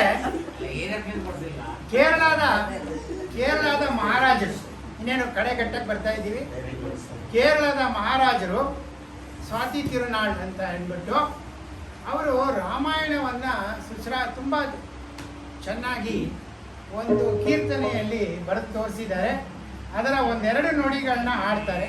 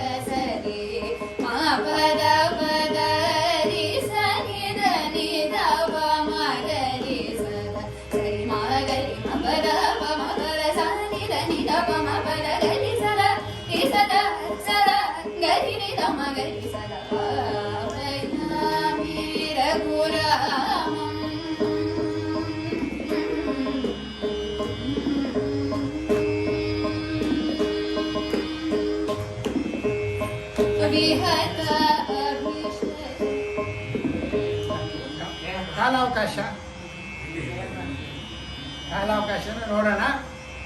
ಇವಾಗ ನೀವು ಸುಬ್ಬಲಕ್ಷ್ಮಿಯವರು ಆಡಿರುವ ಭಾವಯಾಮಿ ಕೇಳಿಬಿಟ್ರೆ ಇಡೀ ರಾಮಾಯಣದ ಎಲ್ಲ ಪ್ರಸಂಗಗಳು ನಿಮ್ಮ ಕಣ್ಣೆದುರಿಗೆ ಬರ್ತವೆ. ಅದರೊಳಗಡೆ ರಾಮನೇ ರಾಮಾಯಣದಲ್ಲಿ ಮಂಕಾದ ಅಂದರೆ ಬೇವಕ್ಕು ಅಂದರೆ ಅದು ಫುಲ್ ರಾಮನೇ ಮೂರ್ಖನಾಗಿದ್ದು ಕೇಳಿದರ ಪ್ರಸಂಗ. ರಾಮನೇ ರಾಮಾಯಣದಲ್ಲಿ ಮೂರ್ಖ ಆಗೋಗ್ಬಿಡ್ತಾರೆ. ಆ ಪ್ರಸಂಗವನ್ನ ನಮ್ಮ ಪ್ರಜ್ಞಾ ಇವಾಗ ಹೇಳ್ತಾಳೆ. ರಾಮಾಯಣದಲ್ಲಿ ಯುದ್ಧದ ಸಂದರ್ಭ ಬಂದೇ ಬಿಡುತ್ತಂತೆ. ಶ್ರೀರಾಮ ಅವನ ಕಪಿ ಸೈನ್ಯವನ್ನು ಲಂಕೆಗೆ ಕರ್ಕೊಂಡು ಹೋಗ್ಬೇಕು ಅಂತ ಸಮುದ್ರದ ಮಧ್ಯ ಒಂದು ಸೇತುವೆ ನಿರ್ಮಾಣ ಮಾಡಿಸ್ತಾ ಇರ್ತಾನಂತೆ. ಹನುಮಂತ ಬಂಡೆಗಳನ್ನು ಸುಮ್ಮನೆ ಹಂಗೆ ಬಿಸಾಕಿದ್ರೆ ಅದೆಲ್ಲ ಮುಳುಗೋಗುತ್ತೆ ಅಂತ ಅನ್ಕೊಂಡು ಮುಂದೊಂದು ಬಂಡೆ ಮೇಲೂ ರಾಮ ರಾಮ ಅಂತ ಬರ್ತು ಅದನ್ನ ಬಿಸಾಕ್ದಾಗ ಸಮುದ್ರಕ್ಕೆ ಅದು ತೇರ್ಕೊಂಡು ಅದ್ರ ಜಾಗಕ್ಕೂ ಕೂತ್ಕೋತಾ ಇತ್ತಂತೆ. ಬೇರೆ ಕಪಿಗಳು ನೋಡ್ಬಿಟ್ಟು ಹಿಂಗೆಲ್ಲ ಆಗುತ್ತಾ ಅನ್ಬಿಟ್ಟು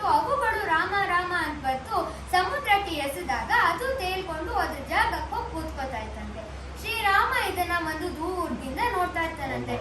ಅವನಿಗೊಂದು ಯೋಚನೆ ಬರುತ್ತಂತೆ, ಈ ಕಪಿಗಳು ನನ್ನ ಹೆಸರು ಬರೆದು ಆ ಬಂಡೆಗಳನ್ನು ಸಮುದ್ರಕ್ಕೆ ಎಸೆದಾಗ ಅದು ಅದ್ರ ಜಾಗಕ್ಕೆ ಹೋಗಿ ಕೂತ್ಕೋತಾ ಇದೆ.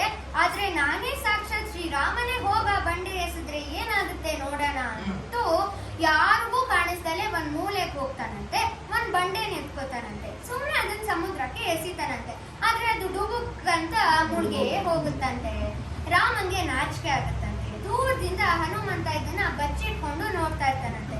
ರಾಮ ಹನುಮಂತನ ಹತ್ರ ಹೋಗಿ, ನೋಡು ಹನುಮ, ನೀನು ನನ್ನ ಹೆಸರು ಬರೆದು ಆ ಬಂಡೆಯನ್ನು ಎಸೆದಾಗ ಅದು ತೇಲ್ಕೊಂಡು ಅದ್ರ ಜಾಗಕ್ಕೆ ಹೋಗಿ ಕೂತ್ಕೋತಾ ಇದೆ.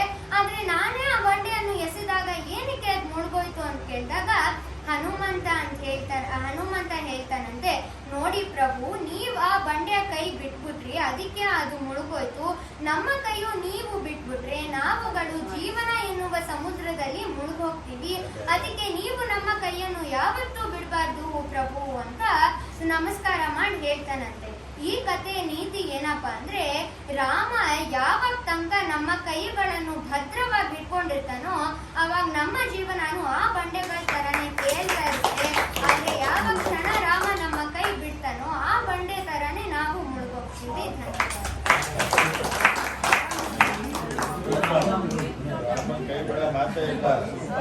ಇವಾಗ ಮುಂದೆ 82ನೇ ಇಸ್ವಿ ಆದಮೇಲೆ ಸುಬ್ಲಕ್ಷ್ಮನವರು ಕಚೇರಿ ಕೊಡುವುದನ್ನು ಸಾಕಷ್ಟು ನಿಲ್ಲಿಸಿದ್ರು, ವಯಸ್ಸಾಗಿತ್ತು. ಆ ಸುಬ್ಲಕ್ಷ್ಮನವರ ಯಜಮಾನರು ಸದಾಶಿವಮ್ಮ 97ನೇ ಇಸ್ವಿನಲ್ಲಿ ತೀರ್ಕೋತಾರೆ. ಆಮೇಲೆ ಕೂಡ ಸುಬ್ಲಕ್ಷ್ಮಿ 7 ವರ್ಷ ಬದುಕಿದ್ದು. 2004 ಸುಬ್ಲಕ್ಷ್ಮಿಯವರು ನಿಧನರಾದರು. ಈ ನಡುವೆ 99 ನಮ್ಮ ಅಟಲ್ ಬಿಹಾರಿ ವಾಜಪೇಯಿರವರು ಪ್ರಧಾನಮಂತ್ರಿ ಆಗಿದ್ದಾಗ ಸುಬ್ಲಕ್ಷ್ಮಿಯವರನ್ನ ಗುರುತಿಸಿ ಅವರಿಗೆ ಭಾರತ ರತ್ನ ಪ್ರಶಸ್ತಿ ಕೊಟ್ಟಿದ್ದು. ಆ ಕೀರ್ತಿ ನಮ್ಮ ವಾಜಪೇಯಿ ಅವರಿಗೆ ಹೋಗಬೇಕು.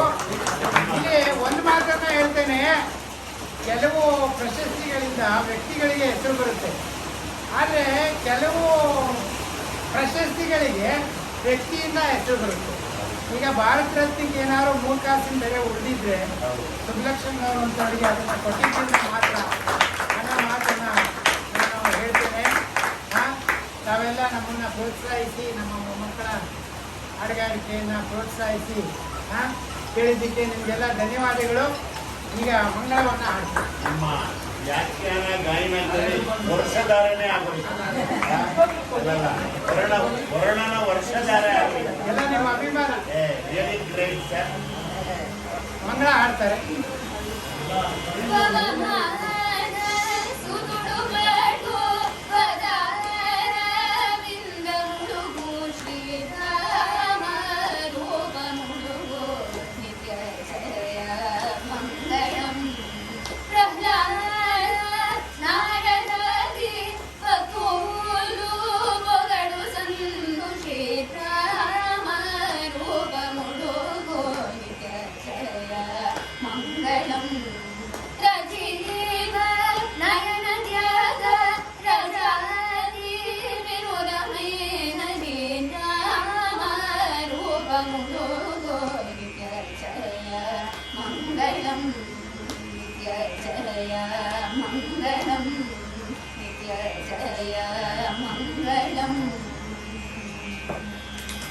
बोलो जय श्री राम की, भारत माता की, भारत रत्न सुब्लक्ष्मी की. ಲಕ್ಷ್ಮೀನಾರಾಯಣ ನಿಮ್ಮ ಅನುಮತಿ ಇದ್ರೆ ಕೇವಲ 2 ನಿಮಿಷ ಮಾತಾಡಬಹುದು. ಬನ್ನಿ, ಅವರೆಲ್ಲ ರಂಗನಾಥ್ ರಾಯರು ಮಾತನಾಡಬಹುದಾ ಅಂತ ನಾನು ಅಲ್ಲಿ ನಿಂತ್ಕೊಂಡ್ಬಿಡ್ತೀನಿ. ಬನ್ನಿ. ಯಾಕಂದ್ರೆ ಅದು ಬರೀ ಇಲ್ಲಿ ನಿಂತ್ಕೊಂಡ್ರೆ ಇದು ಬರೋದಿಲ್ಲ. ಬನ್ನಿ. ಇವರು ಶಿವಕುಮಾರ್ ಅಂದ್ಬಿಟ್ಟು ಹೇಳಿ. ಪರಿಚಯ ನೋಡಿ ಇದ್ದಾರೆ ದಂಪತಿಗಳು. ನೋಡಿ, ಇದು ಯೋಗ ಮೂಲೇಕ ಭೋಗಮೂರಾದು ಅಂತ ಆ ಯೋಗ ನಿಮ್ ಪರಿಚಯ ಬೇಕಲ್ವಾ? ರೆಡಿ ಆದ ಒಂದು ಸ್ವಲ್ಪ ಫೋಟೋ ಆದ್ರೂ ಪರವಾಗಿಲ್ಲ. ಇವರ ಗಾಯನ ವ್ಯಾಖ್ಯಾನದ ಬಗ್ಗೆ ಮಾತಾಡಿದ್ರೆ ತುಂಬಾ ವಿವರವಾಗಿ ಮಾತಾಡಬೇಕಾಗ್ತದೆ. ನಿಜಕ್ಕೂ ನನ್ನ 61 ವರ್ಷದಲ್ಲಿ ಈ ದಿನದ ಈ ಸಂಜೆ ಸೌಭಾಗ್ಯದ ದಿನ ಅಂತ ಹೇಳಿದ್ರೆ ಇದು ಅತಿಶಯೋಕ್ತಿ ಅಲ್ಲ, ನಿಜಕ್ಕೂ ಕೂಡ. ಅದಕ್ಕೆ ಪೂರಕವಾಗಿ 2 ಮಾತು. ತೇನ ವಿನ ತೃಣಮಪಿ ನಚಲತಿ ಅಂತ ಒಂದು ಮಾತಿದೆ. ಭಗವಂತನ ಆಜ್ಞೆ ಇಲ್ದಿದ್ದು ಒಂದು ಹುಲ್ಲುಕಡ್ಡಿ ಕೂಡ ಅಲುಗಾಡೋದಿಲ್ಲ. ನನಗೆ ಲಕ್ಷ್ಮೀನಾರಾಯಣ ಅವರ ಪರಿಚಯ ಇರಲಿಲ್ಲ. ನಮ್ಮ ಇಲ್ಲಿ RBI ಲೇಔಟಲ್ಲಿ ಸೀನಿಯರ್ ಸಿಟಿಸನ್ಸು ನಾವು ಒಂದು ಅಸೋಸಿಯೇಷನ್ ಮಾಡ್ಕೊಂಡಿದ್ದೀವಿ. ನಮಗೆಲ್ಲ ಒಂದು ಕ್ವಿಜ್ ಕೊಟ್ಟರು ಇವರು, ಅದ್ಭುತವಾದಂಥ ಕ್ವಶನ್ಸು. ಅವತ್ತು ಪರಿಚಯ ಆಗಿದ್ದು. ಹಾಗೆ ವಾಟ್ಸಾಪಲ್ಲಿ ನಮ್ಮ ಅವರ ಚಾಟಿಂಗ್ ನಡೀತಾ ಇರ್ತದೆ. ಅದ್ಭುತವಾದಂಥ ದೈವಿ ಪುರುಷರು ಅಂತ ಹೇಳಿದ್ರೆ ತಪ್ಪಾಗ್ಲಿಕ್ಕಿಲ್ಲ. ಅಂತಹ ದೈವಿ ಪುರುಷರ ಸಂತತಿಯಲ್ಲಿ ಇಂಥ ದೈವಿ ಪುರುಷರ ಮಕ್ಕಳ ಜನನ ಆಗಿದೆ ಅಂದರೆ ಇದು ಭಗವಂತನ ಕೃಪೆ ಅಂತ ಹೇಳಿದ್ರೆ ಇನ್ನೇನು ಹೇಳಲಿಕ್ಕಾಗಲ್ಲ. ಎರಡೇ ಮಾತು. ಬೇರೆ ಸಂದರ್ಭದಲ್ಲಿ ನಾನು ಉಪನ್ಯಾಸಕ, ಗಂಟೆಗಟ್ಟಲೆ ನಾನು ಉಪನ್ಯಾಸ ಮಾಡ್ತಾ ಇರ್ತೇನೆ.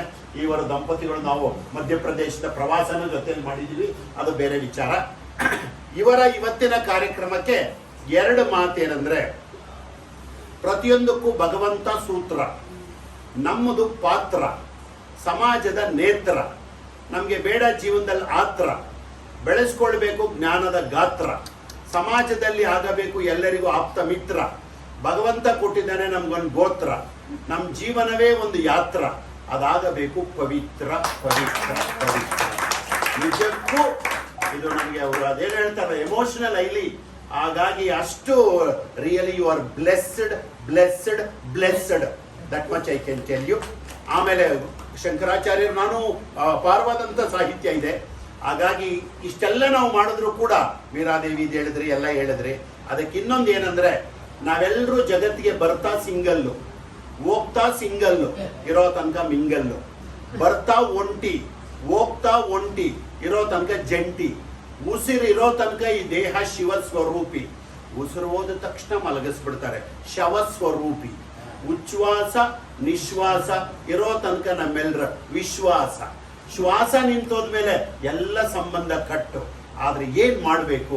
ಉಚ್ಛ್ವಾಸ ನಿಶ್ವಾಸದಲ್ಲಿ ಮಾಡಬೇಕು ಭಗವಂತನ ಸ್ಮರಣೆ. ಮಾಡ್ತಾ ಇದ್ರೆ ಇರುತ್ತೆ ನಮ್ಗೆ ಅವನ ಕರುಣೆ. ಅವನ ಕರುಣೆ ಇದ್ರೆ ನಮ್ಮ ಸಮಸ್ಯೆಗಳೆಲ್ಲ ನಿವಾರಣೆ. ಸಾಧು ಸಂತರ ಶರಣರ ತತ್ವಗಳನ್ನ ಮಾಡಬೇಕು, ಅನುಸರಣೆ. ಆಗುತ್ತೆ ನಮ್ಮ ಜೀವನ ಸುಧಾರಣೆ. ಅವಕಾಶಕ್ಕಾಗಿ ಧನ್ಯವಾದಗಳು. Hats off to Lakshminarayan. Hats off to those two legends of today's modern world. ಯಾಕಂದ್ರೆ ನಾನೊಬ್ಬ ಅಧ್ಯಾಪಕನಾಗಿ ಎಲ್ಲಾ ಸಾವಿರಾರು ಮಕ್ಕಳನ್ನ ನೋಡಿದ್ದೇನೆ. ಆದ್ರೆ ಇಂತಹ ಮಕ್ಕಳಿಗೆ ಇಂತಹ ಸಂಸ್ಕಾರ ಕೊಟ್ಟಿರುವಂತ ತಾತ, ಅಮ್ಮ ತಾನೆ, ಓಕೆ, ಅಮ್ಮ, ಅಜ್ಜಿ. ಹಾಗಾಗಿ ಮಕ್ಕಳಿಗೆ ಅಲ್ಲ, ನಂದು ಉಪನ್ಯಾಸ ವಿಸ್ತೃತ ಬೇಡ, ಎರಡೇ ಮಾತು. ಮಕ್ಕಳಿಗೆ, ಯಾರೇ ವ್ಯಕ್ತಿಗೆ ಪವಿತ್ರವಾದಂಥ ಎರಡು ಕ್ಷೇತ್ರಗಳು ಯಾವುದು ಅಂದ್ರೆ, ನಾವೆಲ್ಲ ತೀರ್ಥ ಕ್ಷೇತ್ರಗಳು ಹೇಳ್ತೀವಿ. ಒಂದು ತಾಯಿಯ ಮಡಿಲು, ತಂದೆಯ ಹೆಗಲು. ಹಾಗಾಗಿ ತಾಯಿಯ ಮಡಿಲು, ತಂದೆಯ ಹೆಗಲು ನಿಮಗೆ ರಕ್ಷಾ ಕವಚ. ಯಾಕೆಂದ್ರೆ ಹುಟ್ಟಿದರೆ ತಾಯಿ ಸಂತೋಷ ಪಡುವಂತಿರಬೇಕು, ತಂದೆ ಆನಂದಿಸುವಂತಿರಬೇಕು, ಬಾಳಿದರೆ ಸಮಾಜ ಸಂಭ್ರಮಿಸುವಂತಿರಬೇಕು. ನಿಜಕ್ಕೂ ನಿಮ್ಮ ಭವಿಷ್ಯ ಉಜ್ವಲವಾಗಿ ಪ್ರಜ್ವಲವಾಗಿ ಬೆಳಗಲಿ ಮೊಳಗಲಿ. ಅದರಲ್ಲೂ ತಾತ ಇದು ಯಾವುದೋ ಜನ್ಮದ ನಂಟು, ಇಲ್ಲಾಂದ್ರೆ ಇದೆಲ್ಲ ದಕ್ಕುವುದಿಲ್ಲ ಎಲ್ಲರಿಗೂ.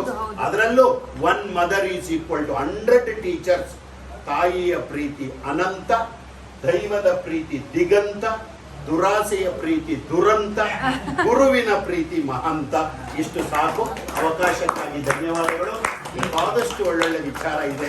ನಿಜವಾಗ್ಲೂ ಇದು ಕಾರಣಿಕ ಪುರುಷರು ಅಂತಾರೆ. ಈಗೇನು ನಿಜವಾಗ್ಲೂ ಕಾರಣಿಕ ಪುರುಷರು. ನಾನು ಬೆಳಗ್ಗೆ ಶನಿವಾರ ಎದ್ದ ತಕ್ಷಣ MS ಸುಬ್ಬಲಕ್ಷ್ಮಿ ಅವರದು ವೆಂಕಟೇಶ್ವರ ಸುಪ್ರಭಾತ ಹಾಕೊಂಡು ಕೇಳ್ತೇನೆ. ಹಾಗಾಗಿ ಮಹಾತ್ಮರಂ ನೆನೆವುದೇ ಘನಮುಕ್ತಿ ಪದಂ ಶಿವಾದವ ಅಂತ. ನಾವೇನು ಮಾಡಬೇಕಾಗಿಲ್ಲ, ಇಂಥ ಮಹಾತ್ಮರನ್ನ ನಾವು ಸ್ಮರಣೆ ಮಾಡಿಬಿಟ್ರೆ ನಿಜಕ್ಕೂ ಮುಕ್ತಿ ಮುಕ್ತಿ ಮುಕ್ತಿ. ಆದ್ರೂ ಇವತ್ತಿನ ಸಮಾಜ ಬರೀ ಕುಯುಕ್ತಿ. ಸಾಕು, ಇಷ್ಟು ಮಾತು. ಎಲ್ಲರಿಗೂ ಶರಣಾರ್ಥಿ. ಅವಕಾಶಕ್ಕಾಗಿ ಧನ್ಯವಾದಗಳು. Really I am overwhelmed by your awesome presentation. ಗೊತ್ತಾಯ್ತಾ? ನೀವು ಈ ಕಡೆ ಗಾಯನ ಏನಾಗ್ಬೋದು, ನಿಮ್ಮ ಕತೆ ಏನಾಗ್ಬೋದು, ಅದರಲ್ಲೂ ಇವತ್ತಿನ ಮಕ್ಕಳ ಕನ್ನಡ ದೇವರೇ ಬಲ್ಲ. ಆದರೆ ಮಕ್ಕಳ ಕನ್ನಡ ದೇವರೇ ಬಲ್ಲ. ಆದರೆ ನಿಮ್ಮ ಕನ್ನಡಕ್ಕೂ ಒಂದು ಸಲಾಂ ಸಲಾಂ ಸಲಾಂ. You are really blessed with ನಿಮ್ಮ ಏನ್ ಹೇಳ್ಬೇಕು ನನಗೆ ಅಂದ್ರೆ ನಿಮ್ಮ versatility, sanctity, serenity, divinity doesn't require any publicity in this Bangalore city. Okay, ನಿಮ್ಮ ಸಾಧನೆ ಇನ್ನು ನಿಮ್ಗೆ ನಿಮ್ಮ ಜೀವನ ತುಂಬಾ ಉದ್ದ ಇದೆ, ದೂರ ಇದೆ. ನೀವು ನಿಮ್ಮ ಸಾಧನೆಯಲ್ಲಿ ನೀವು ಬೆಳೆಯಬೇಕು, ಎತ್ತರ ನಾವು ಮಾಡಬೇಕು ಬಿತ್ತರ, ಅದೇ ಸಮಾಜಕ್ಕೆ ಕೊಡುವ ಉತ್ತರ. ನಿಮ್ಮ ಸಾಧನೆ ಹೀಗೆ ಇರಲಿ, ನಿರಂತರ ನಿರಂತರ ನಿರಂತರ. ಗಾಡ್ ಬ್ಲೆಸ್ ಯು ಪುಟ್ಟ. ಇರ್ಲಿ ಏನೋ ಬೇಡ ಇರ್ಲಿ. ಗಾಡ್ ಬ್ಲೆಸ್ ಯು ಪುಟ್ಟ. Very nice. ಕೊಡಿ. ಹೋಗ್ಬೇಕು ಅರ್ಜೆಂಟಾ? ಇಲ್ಲ ಸರ್, ಥ್ಯಾಂಕ್ ಯು ಅಮ್ಮ. ಇರ್ಲಿ, ಮೈ ಪ್ಲೀಸ್. ಮಾತನ್ನ ನಾನು ಹೇಳ್ಬಿಡ್ತೇನೆ. ಹೇಳಿ ಈ ಸರ್. ಹರಿಕಥೆಯನ್ನ ನಾನು ಕೇಳೋದು ಮಾಡ್ತೀನಿ, ಯಾಕೆ ಇವತ್ತಿನ ಕಾರ್ಯಕ್ರಮಕ್ಕೆ ನಿಮ್ಗೆ ಪ್ರೇರಣೆ ಏನು, ಕಾರಣ ಏನು? ಅಲ್ಲಲ್ಲ ನಾನು ಹೇಳ್ತೇನೆ. ಹಾ. ಈ ಹುಡುಗಿಯರು ಇದು ಇವತ್ತು ಮಾಡ್ತಾ ಇರೋ 9ನೇ ಹರಿಕಥೆ ಇವ್ರು ಓ, ವೆರಿ ಮಾಡೋದು. ಗುಡ್. ನಮಗೆ ಒಂದು ಕೋರಿಕೆ ಬಂತು, ನಿಮ್ಮ ಮೊಮ್ಮಕ್ಕಳು ಹರಿಕಥೆ ಮಾಡ್ತಾರೆ, ದಸರಾದಲ್ಲಿ ನಾರಿ ಶಕ್ತಿ ಬಗ್ಗೆ ಒಂದು ಹರಿಕಥೆ ಮಾಡಿಸಿದ್ವಿ. Very good, very good. ಅದಕ್ಕಾಗಿ ನಾವು ಯೋಚಿಸಿದ್ವಿ, ಪಾರ್ವತಮ್ಮನವರು ದುರ್ಗೆ ಇದು ಹರಿಕಥೆ ಮಾಡಬೇಕು, ಸ್ವಲ್ಪ ಬೇರೆ ಇರಲಿ. ಸುಬ್ಲಕ್ಷ್ಮನವರು ನಾರಿ ಶಕ್ತಿನೇ ಅಂತ ಹೇಳ್ಬಿಟ್ಟು ಇದನ್ನ ತಯಾರು ಮಾಡಿದ್ದೀನಿ ನಾನು. ಈ ಹರಿಕಥೆ ಇವರೇ ಮಾಡಬೇಕಿತ್ತು. ಆದರೆ ಏನಾಯ್ತು ಅಂದ್ರೆ ಮಧ್ಯ ಟೆಸ್ಟ್ಗಳು ಬಂದ್ಬಿಟ್ಟು ಇವ್ರಿಗೆ ಪ್ರಿಪ್ರೇಷನ್ ಕಷ್ಟ ಆಗಿದೆ. ನಾನು ಹೇಳಿದೆ, ನೋಡಮ್ಮ ನೀವು ಹಾಡನ್ನ ಹಾಡ್ಕೊಡಿ, ನಾನು ಇವತ್ತು ಮಾಡಿರ್ತೀನಿ ಅಂತ ಹೇಳಿ ಸೆಪ್ಟೆಂಬರ್ 14ಕ್ಕೆ ರಾಗಿಗುಡ್ಡ ಹೋಗ್ತಾ ಇರ್ತಾರೆ. ಅವತ್ತು ಇವರೇ ಮಾಡ್ತಾರೆ, ಪೂರ್ತಿ ಇವರೇ ಮಾಡ್ತಾರೆ. ಸೆಪ್ಟೆಂಬರ್ ನಾನು 14 ಮನೆಗೆ ಕೂತಿರ್ತೀನಿ. ಸೆಪ್ಟೆಂಬರ್ ಬರ್ತೀವಿ ಬಿಡಿ, ಸೆಪ್ಟೆಂಬರ್ 14 ಬರ್ತೇವೆ. 15ಕ್ಕೆ ನಮ್ಮ ಶಂಭಲಿಂಗೇಗೌಡರು ಒಂದು ಕಾರ್ಯಕ್ರಮ ಕರ್ತಾರೆ, ನಮ್ಮ ಅಸೋಸಿಯೇಷನ್. ಹೌದಾ? ತುಂಬಾ ದಿನಗಳ ಮೇಲೆ ಸಂಗೀತವನ್ನ ಸಂಗೀತದ ರೀತಿಯಲ್ಲಿ ಕೇಳುವಂತ ಒಂದು ಅನುಭವ ಸಿಕ್ಕಿತ್ತು. ಕಣ್ಣು ಮುಚ್ಚಿ ಕೇಳ್ತಾ ಇದ್ದಾಗ ಸುಬ್ಬಲಕ್ಷ್ಮಿಯವರ ಹತ್ರ ರಾಗಗಳು, ಆ ಧ್ವನಿಗಳು ತಪ್ಪಿತ್ತು ಅನ್ನೋದು ಅನುಭವಕ್ಕೆ ಬರ್ತಾ ಇತ್ತು. ಕೃಷ್ಣ ಕರ್ಮಯೋಗದಲ್ಲಿ ಹೇಳುವಂಗೆ ಅದಷ್ಟು ಸುಲಭವಾಗಿ ನಾವು ಏನೋ ಮಾಡಿದ್ರೆ ಆಗೋದಿಲ್ಲ. ಆಮೇಲೆ ಇನ್ನೊಂದೇನಂದ್ರೆ ಅವನ ಕೃಪೆ ಇಲ್ಲದೆ ಇಂಥ ಕಾರ್ಯಕ್ರಮದ ಲಾಭ ಸಿಗೋದಿಲ್ಲ. ಅವನೇ ಹೇಳ್ತಾನೆ, ಗೀತೆಯನ್ನು ನಾನು ಸುಮಾರು 15 ವರ್ಷ ಮನೆ ನಿಂತ್ಕೊಂಡಿದ್ದೆ, ಬುಕ್ಕು ಒಂದು ಪೇಜು ತೆಗಿಯೋಕ್ಕಾಗಲಿಲ್ಲ. ಅವ್ನು ಯಾವಾಗಲೂ ಕರುಣೆ ಕೊಟ್ಟ. ಅವನ ಕಾರಣ ಬಂದ ಮೇಲೆ 4 ಸಾರಿ ಓದ್ದೆ ಗೀತೆನ, ಅದು ಬೇರೆ ಪ್ರಶ್ನೆ. ಆದರೆ ಗೀತೆಯನ್ನು ಒಂದು ಪೇಜ, ಒಂದು ಪುಟ ತೆಗಿಬೇಕಾದ್ರೆ ನನ್ನ ಅನುಮತಿ ಇಲ್ಲದೆ ನೀವು ಮುಟ್ಟಕ್ಕೂ ಆಗಲ್ಲ ಅಂತ ಅವನೇ ಹೇಳ್ಬಿಟ್ಟು ನನ್ನ ಗೀತೆ. ಹಾಗಾಗಿ ಎಷ್ಟೋ ಸಾರಿ ಇಂಥ ಒಂದೊಂದು ಒಳ್ಳೆಯ ಕಾರ್ಯಕ್ರಮಗಳನ್ನು ಕೇಳುವ, ಆಸ್ವಾದಿಸುವ, ಅದರಲ್ಲಿ ನಾವು ಭಾಗಿಯಾಗುವಂಥದ್ದು ಸಹ ಅವನ ಕಾರುಣ್ಯ ಇದ್ದರೆ ಮಾತ್ರ ಸಿಗೋದು, ಇಲ್ಲದೆ ಸಿಗೋದಿಲ್ಲ. ಅದು ಆ ದೃಷ್ಟಿಯಿಂದ ಸಂಖ್ಯಾ ದೃಷ್ಟಿಯಿಂದ ನೀವು ಕಮ್ಮಿ ಅಂತ ಅನ್ಕೋಬೇಕಾಗಿಲ್ಲ, ಕ್ವಾಲಿಟಿ ದೃಷ್ಟಿಯಿಂದ ಚೆನ್ನಾಗಿರೋ ಜನ ಸಿಗ್ತಾರೆ. ಹಾಗಾಗಿ ನಮಗೆ ಕ್ವಾಲಿಟಿ ಮುಖ್ಯ ಕ್ವಾಂಟಿಟಿಗಿಂತ. ಆದರೆ ಡೆಮಾಕ್ರಸಿಲಿ ಎರಡೂ ಮುಖ್ಯ, ಆದರೆ ಕ್ವಾಲಿಟಿ ಸಂಖ್ಯೆನೇ ಮುಖ್ಯ. ಅದೇನು ಆಮೇಲೆ ದಾಸರು ಹೇಳೋದೇನೋ ಅಂತಂದರೆ, ಮಲಗಿ ಪಾಡಿದರೆ ಕುಳಿತು ಕೇಳುವ, ಕುಳಿತು ಪಾಡಿದರೆ ನಿಂತು ಕೇಳುವ, ನಿಂತು ಪಾಡಿದರೆ ನಲಿದು ಕೇಳುವ, ನಲಿದು ಪಾಡಿದರೆ ಒಲೆದೇ ನಾನು ಬಿಡುವ.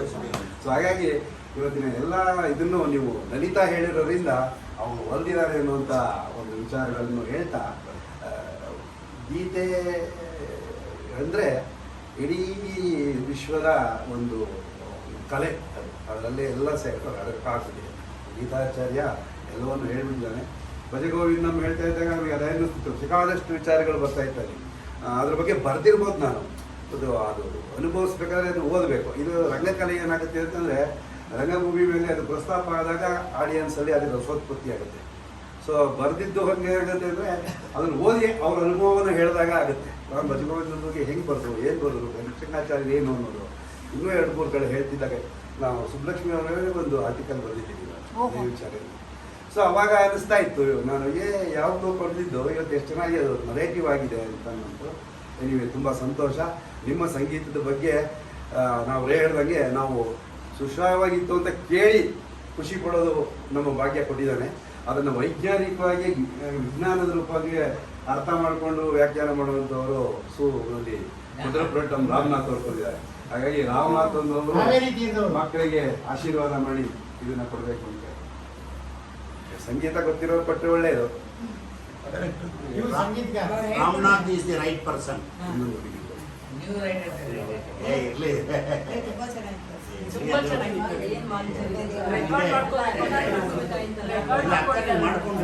ಮಾಡಿದ್ದೀರಿ ವೆರಿ ಗುಡ್.